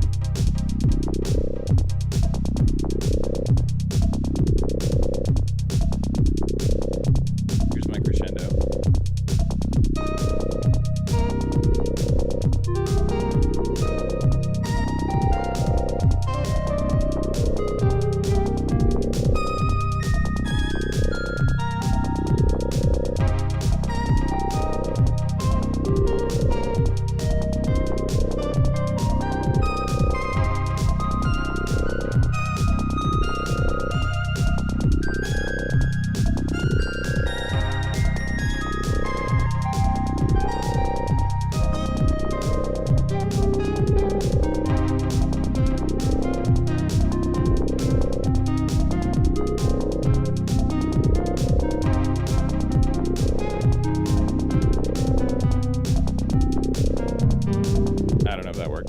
But it was fun.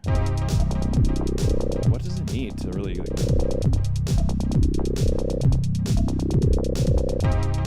maybe these sounds need to change? So this is a cool little weird track, right? This is that using that Fractal Bits app I was talking about earlier. And I really like that sound. I don't necessarily want it to go away, but maybe it needs to open up. Let's see.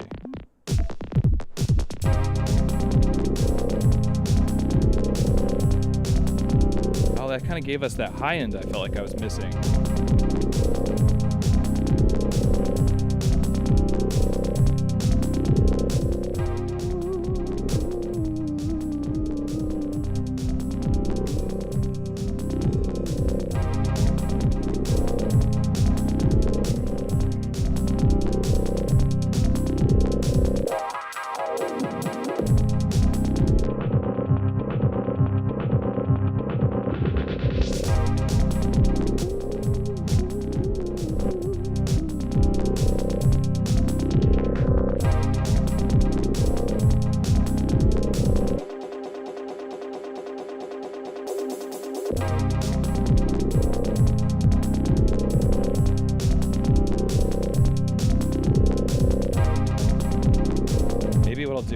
Another chord at the end here that only happens every once in a while, but it will be like really big.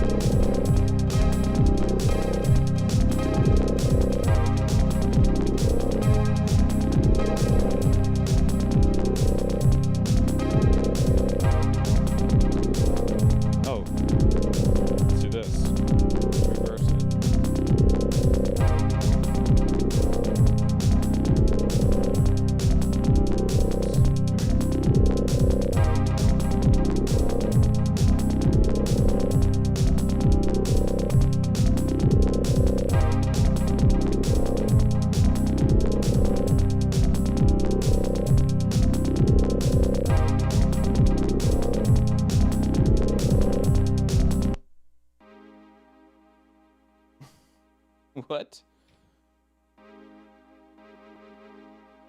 Your Supposed to play in reverse? And that's what you give me?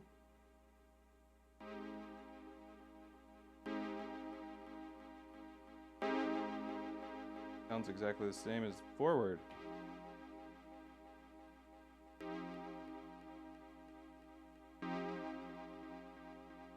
Well, that sucks.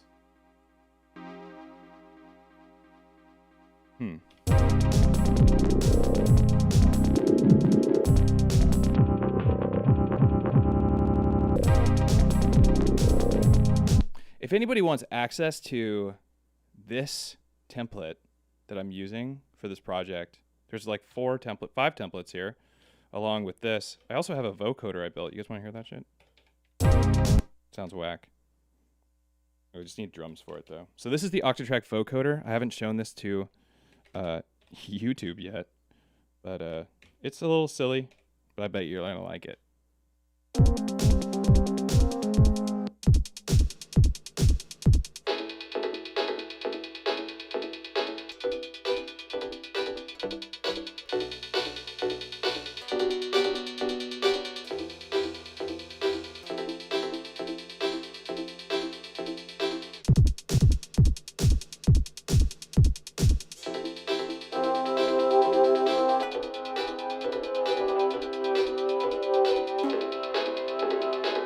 Does weird stuff to melodic content.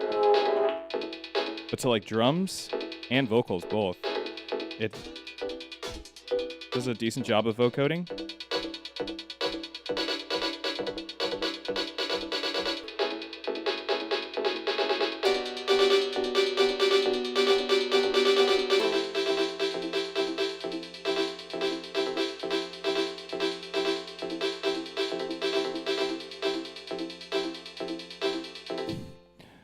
Mind stuff. Maybe you should give us the template of your scene cheat sheet. I always know it's your video when I see that.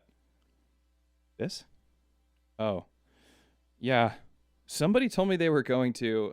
Somebody in my Patreon, which is how you get this, by the way. If anyone's interested, it's not super novel, but it will certainly save you some time of building these scenes because it's taken me a long time to like decide on which ones actually sound good, and I think most of them sound pretty decent. So if you're interested in that, I have a bunch of templates on here that you can find on patreon.com/EZBOT.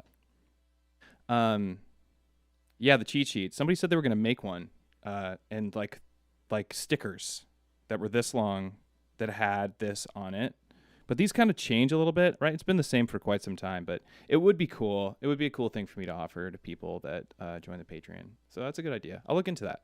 I've actually been working on, this is my company, Modbang. I started that when I was going to audio school. I make glow-in-the-dark patch cables. They're fun. They're cool. Yeah, so if you want those, modbang.com.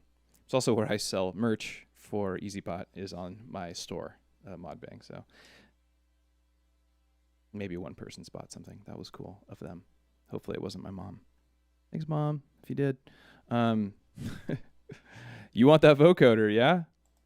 Yeah, it's sick. You can keep building chords. I'm going to make a tutorial on how to do it, along with a tutorial on how to use this template, like a thorough one for everybody, which I'll put on YouTube for free. I already have the whole tutorial available on how to build this without these interesting effects. It's just these loopers and the freeze delay.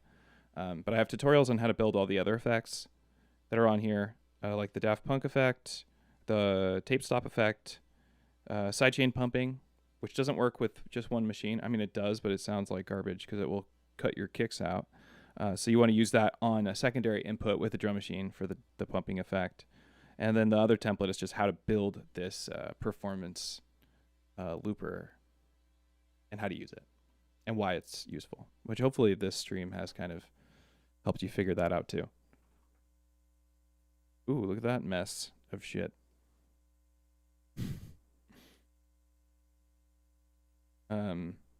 Yeah. I can't stop doing what I'm doing right now. I feel like I've been playing for a couple hours straight and it's like it gets exhausting, but I can't stop now because I really do have to I have no time but tonight. Please and thank you. I am working. I'm trying. I am balancing a lot. I'm the video producer for Patchworks. So I make all of Patchworks YouTube videos. Every Friday I release one, and that's what I do for work. Either I do a demo or I record someone doing a demo, and then I edit and color grade and get it on YouTube and share it and create links. And then I run the affiliate program. Actually, this is a really great thing. So if anyone's actually in here and watches this that's interested, I do screen pretty thoroughly for being an affiliate for Patchworks, but if you're interested in being an affiliate for Patchworks, you can go ahead and email me at matt@patchworks.com and let me know why you think you'd be a good affiliate. What affiliates do is they make money they create content, and people click on the links to buy their gear. If someone buys your gear, you get a percentage of the sale. It's a really cool thing. So I run that program at Patchworks. If you're interested, get in touch with me. And please don't be offended if I say no. I'm very picky, and it's just because it's so new, and I'm trying to make it. I don't know. I'm just not taking everybody on, so I'm just throwing that out there. Maybe I'll even cut this out of the stream. I don't know later. So if you're hearing that now, it's maybe just for you guys that are actually listening, and for no one else. Jennifer Summers, Vartech. I actually would like the template too. I've been having a hard time getting loopback sampling working. I would love to teach everybody here how to do all that stuff. I need to stream more. I have so much fun doing it. Let's get back over here. Okay. So we filled up. We now have 6 patterns. One of them is an old song that it's just a Digitakt only. It's supposed to be minimal techno, but as you can hear, there's like a shizzle ton of melodic elements there, which make it not so minimal. But I can't help it. I like melody. And then we have this, which is the 100% synthesized music, and I love it. I feel like I could just make a couple more patterns that are just variations of this, and that could be enough.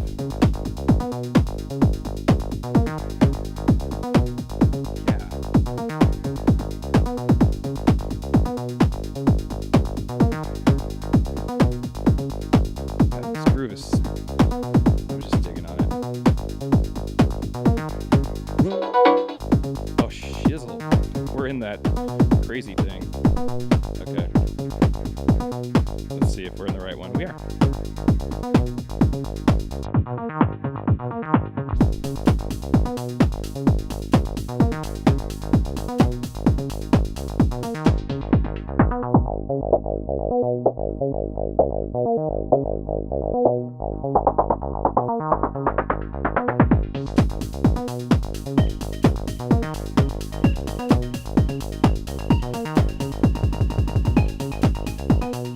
Record it.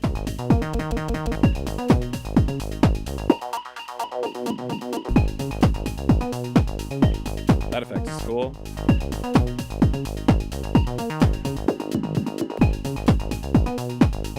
It works really well with this song, I think. Cheers, VJ, DJ.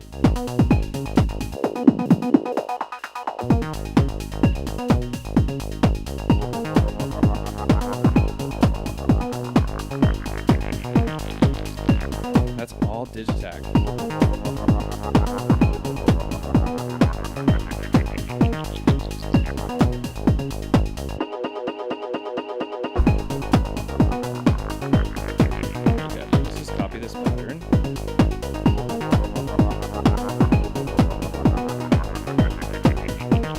Go to 7. Paste it. And change it.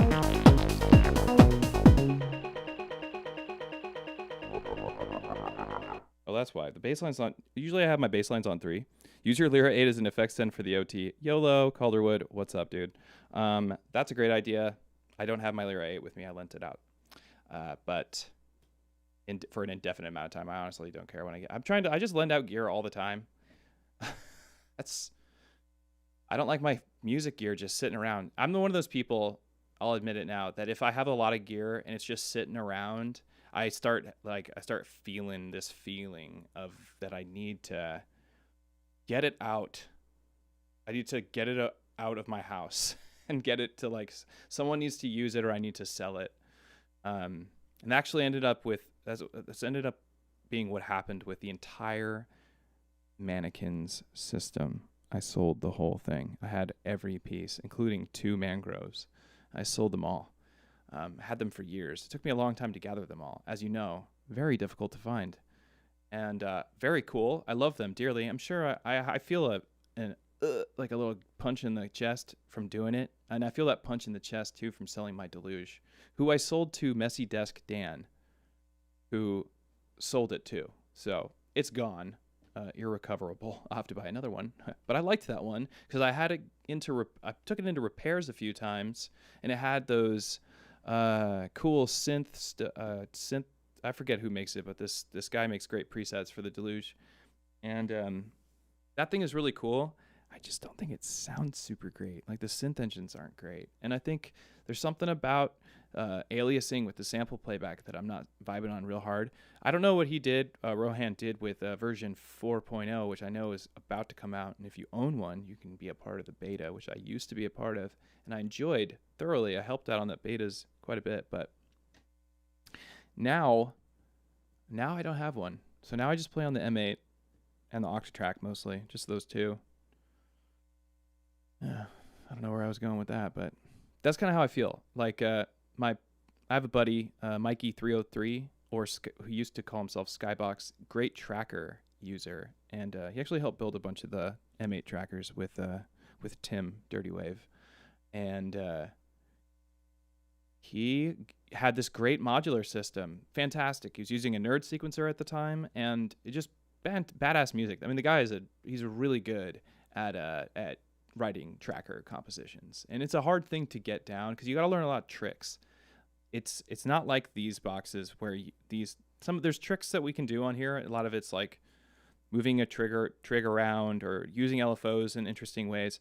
On the M8, it's like the tricks are there's just a massive amount of sequencer commands and master effects commands that you can use, and then you have tables, and tables are sequencers that move per step, so they move super fast.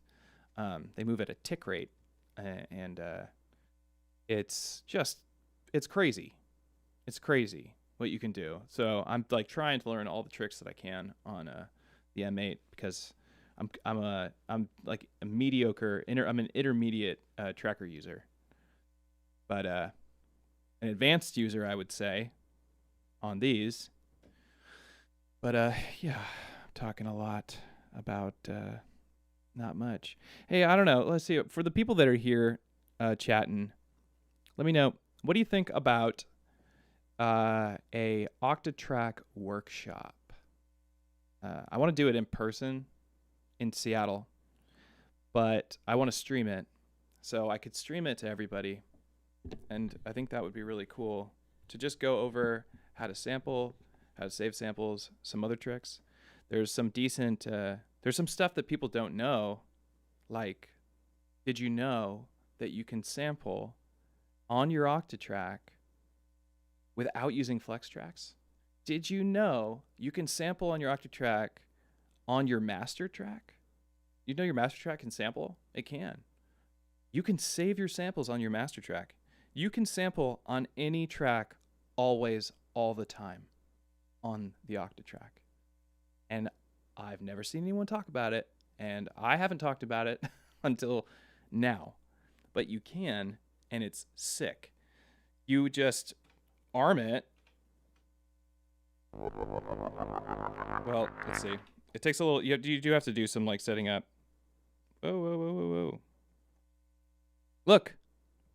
What? That's my master track. There's a sample in there. I can save that sample. There's like, how did I get a sample in my master track? But I did. You can't play it back. So this is the explanation of how a flex track works. Flex tracks play back record buffers. That's all. That's what's special about flex tracks and pickup machines.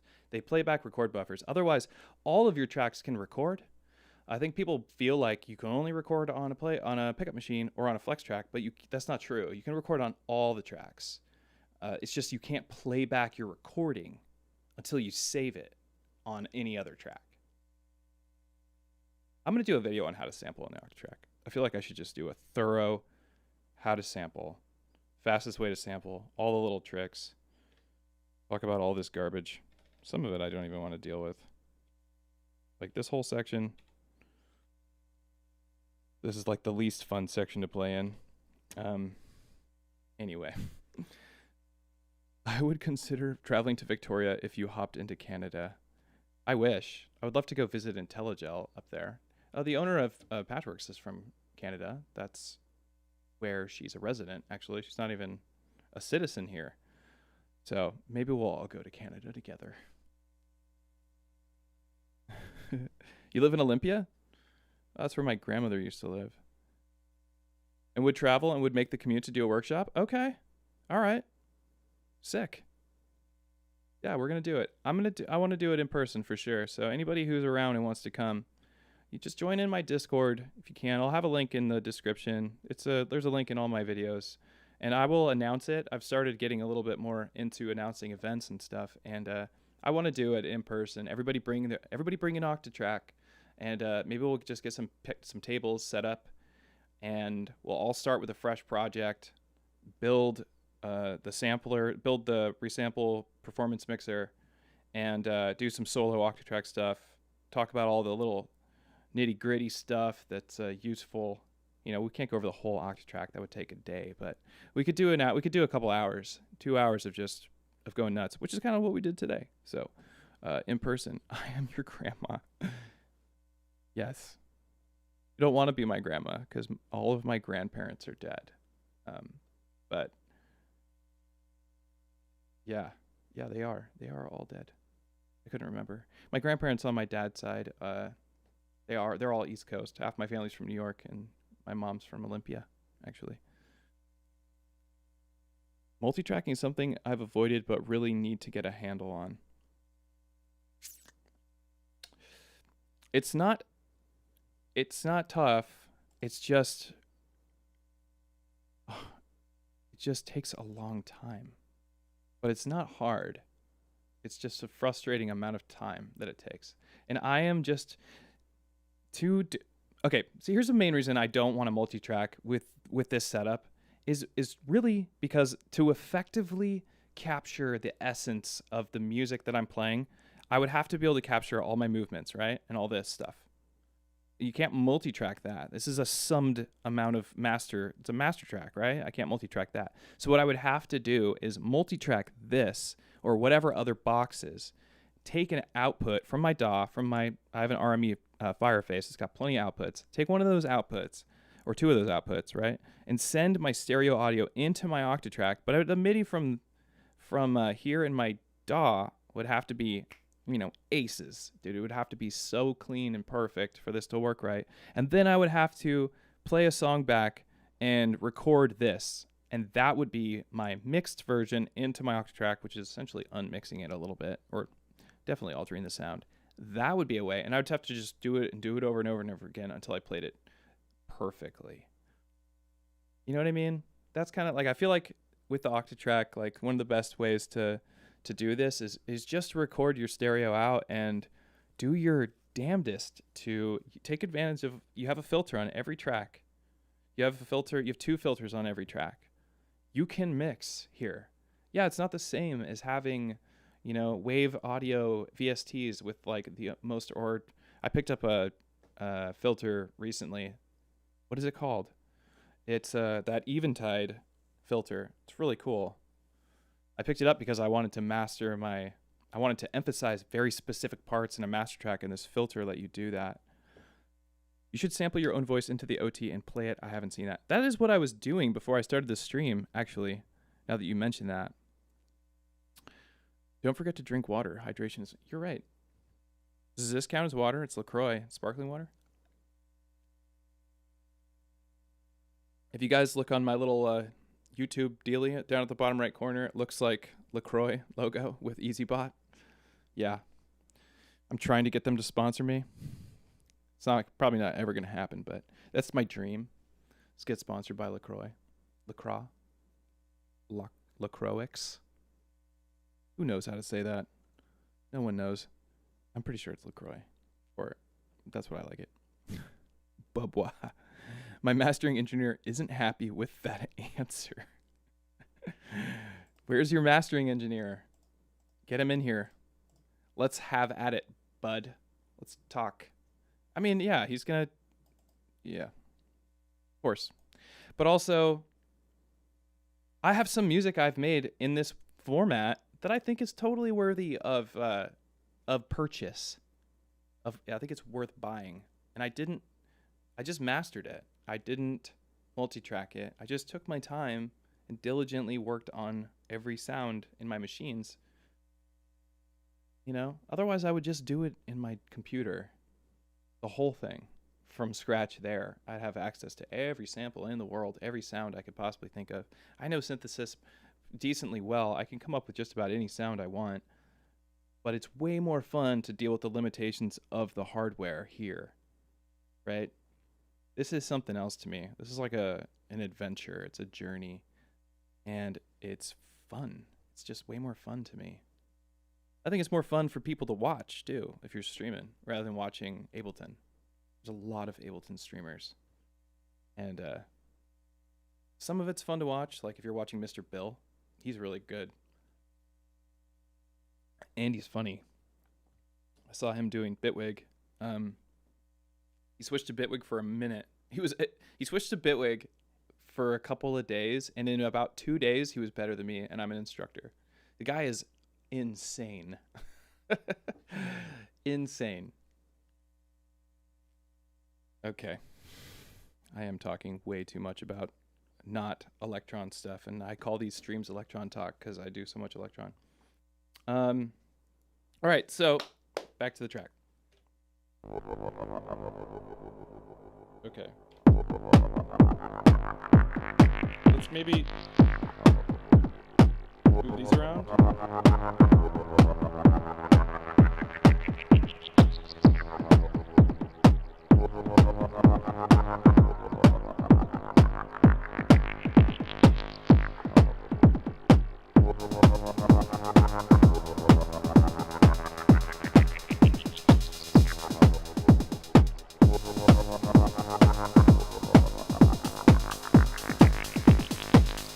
This is all synthesis, so we can't use any samples. Those are the rules for this song.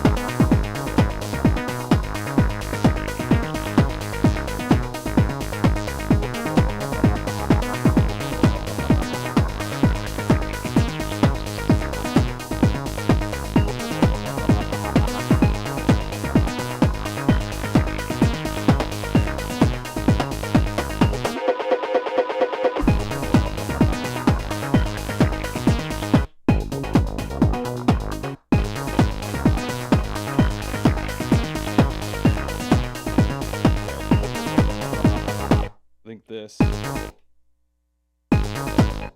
one is it? 4? That's the whole sound.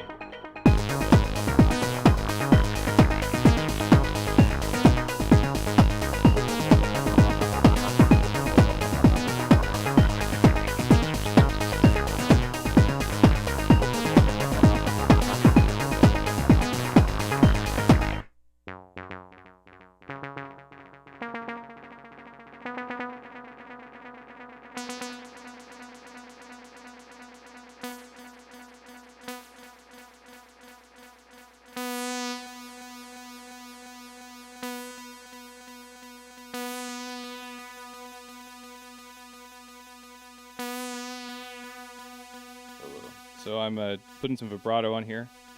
You don't ever want to go above 0.30 on the vibrato, or 0.35, I'd say, because it gets wacky after that.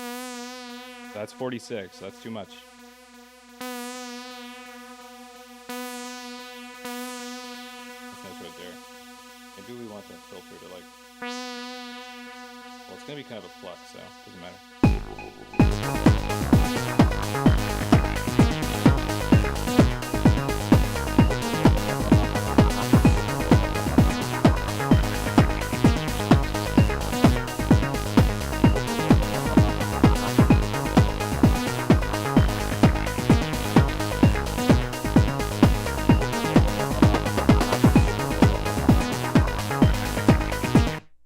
This one has that cool sound, right? Let's change these to something else.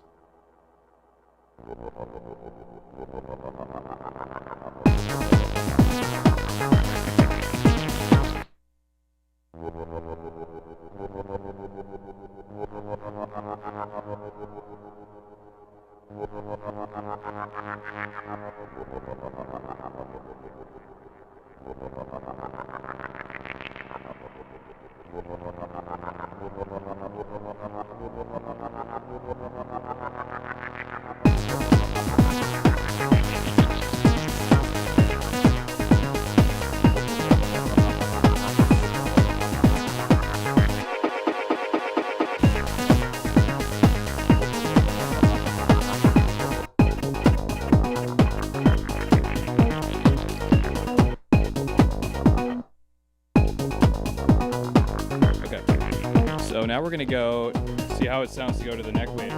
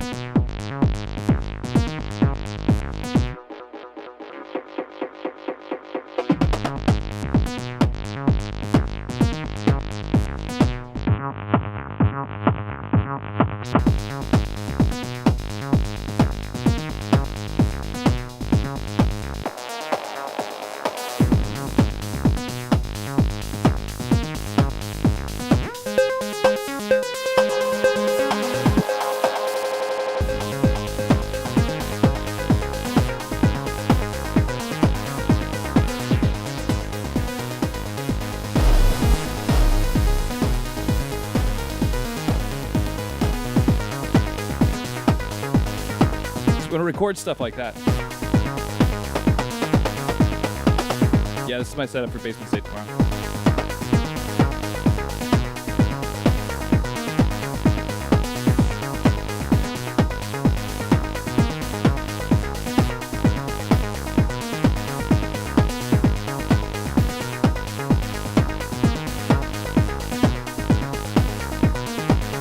Alright, let's save this pattern.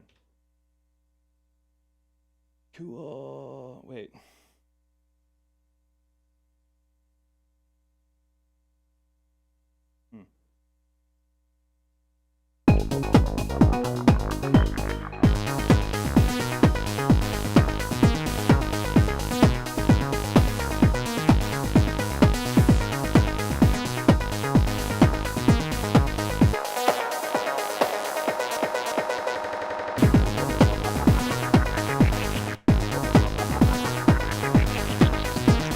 Kind of cool to be like,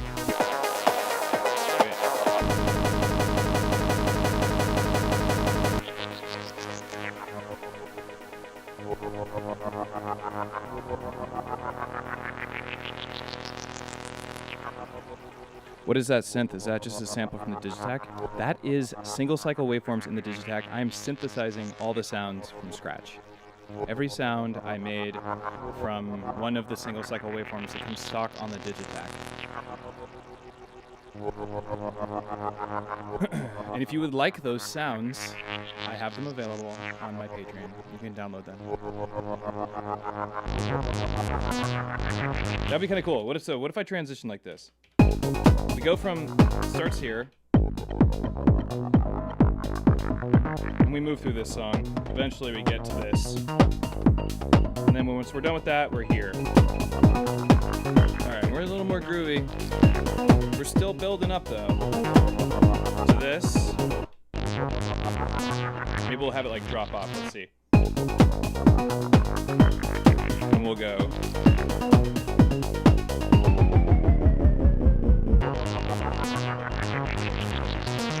Something like this.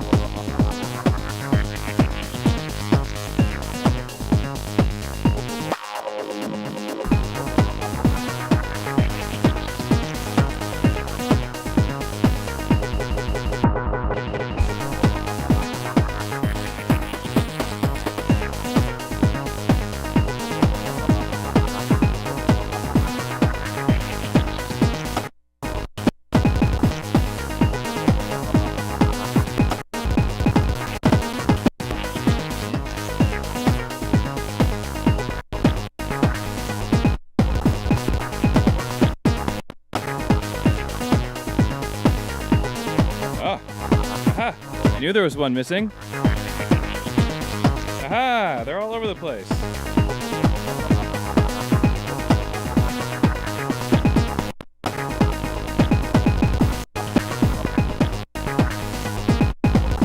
Check this shit out. Alright, now we're gonna make this scene a copy of this one.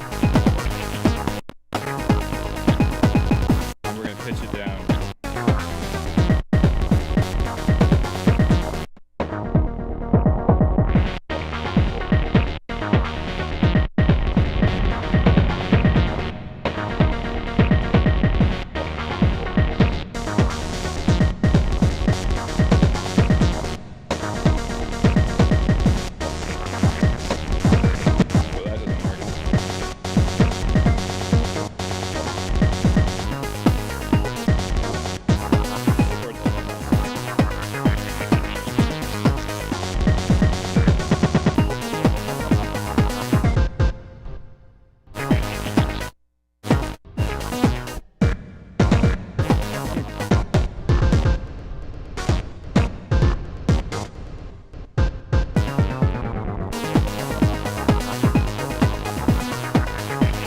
I think it needs one more track or one more pattern. Oh, that one's not super fleshed out. So this one's 3 patterns for one song. I need to remember that.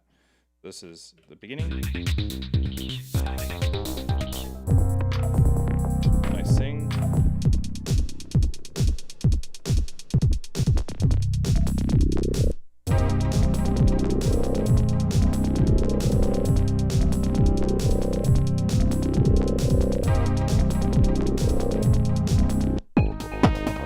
Synthesis.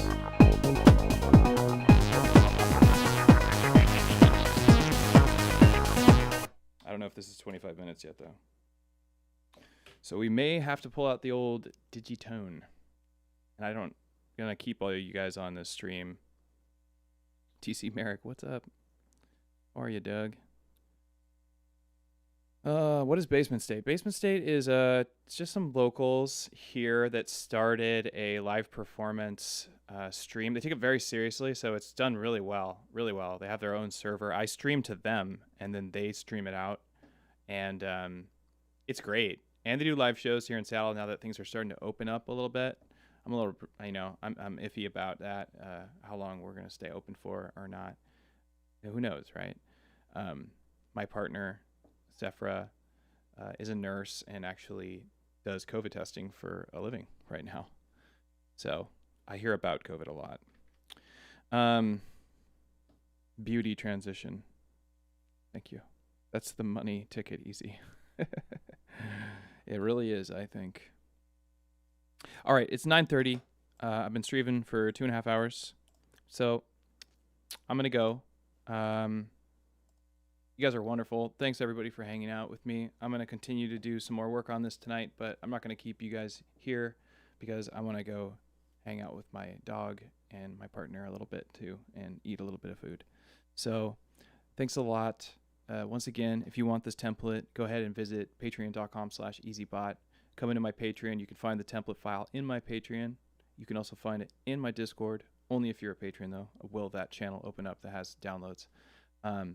Not a ton of stuff to download, but there's a sample pack I made for the WMD drum machine that I have. There's these synthesized samples for the Digitakt, and then there's the templates for the Octatrack, which is ultimately what I think everybody wants that wants something from me, I guess. Besides that, the community just hit 1,000 people yesterday. A huge deal. 1,000 folks in the EZBOT Discord. It's quite a few. It's a great community. Everyone's really nice. The only rule there is that you can't be a dick, and mostly everybody abides by that. And folks that don't kind of find their way out on their own. So it's a really cool place to hang out. I'd love to have you there. I do a lot of reading of it and less talking, but I do jump in here or there to talk about, things like the Octatrack and synthesizers and what have you. But for the most part, just hanging out with everyone else is way cooler than just hanging out with me. That's for sure. So thanks, everybody. Y'all have a great night. This is going to be on YouTube, so if you want to watch any of it again, I will do my best to rewatch some of it and try and find little sections that are appropriate so you can skip to them, but it's 2.5 hours, so I might not do that. But everyone, be well, and thank you so much.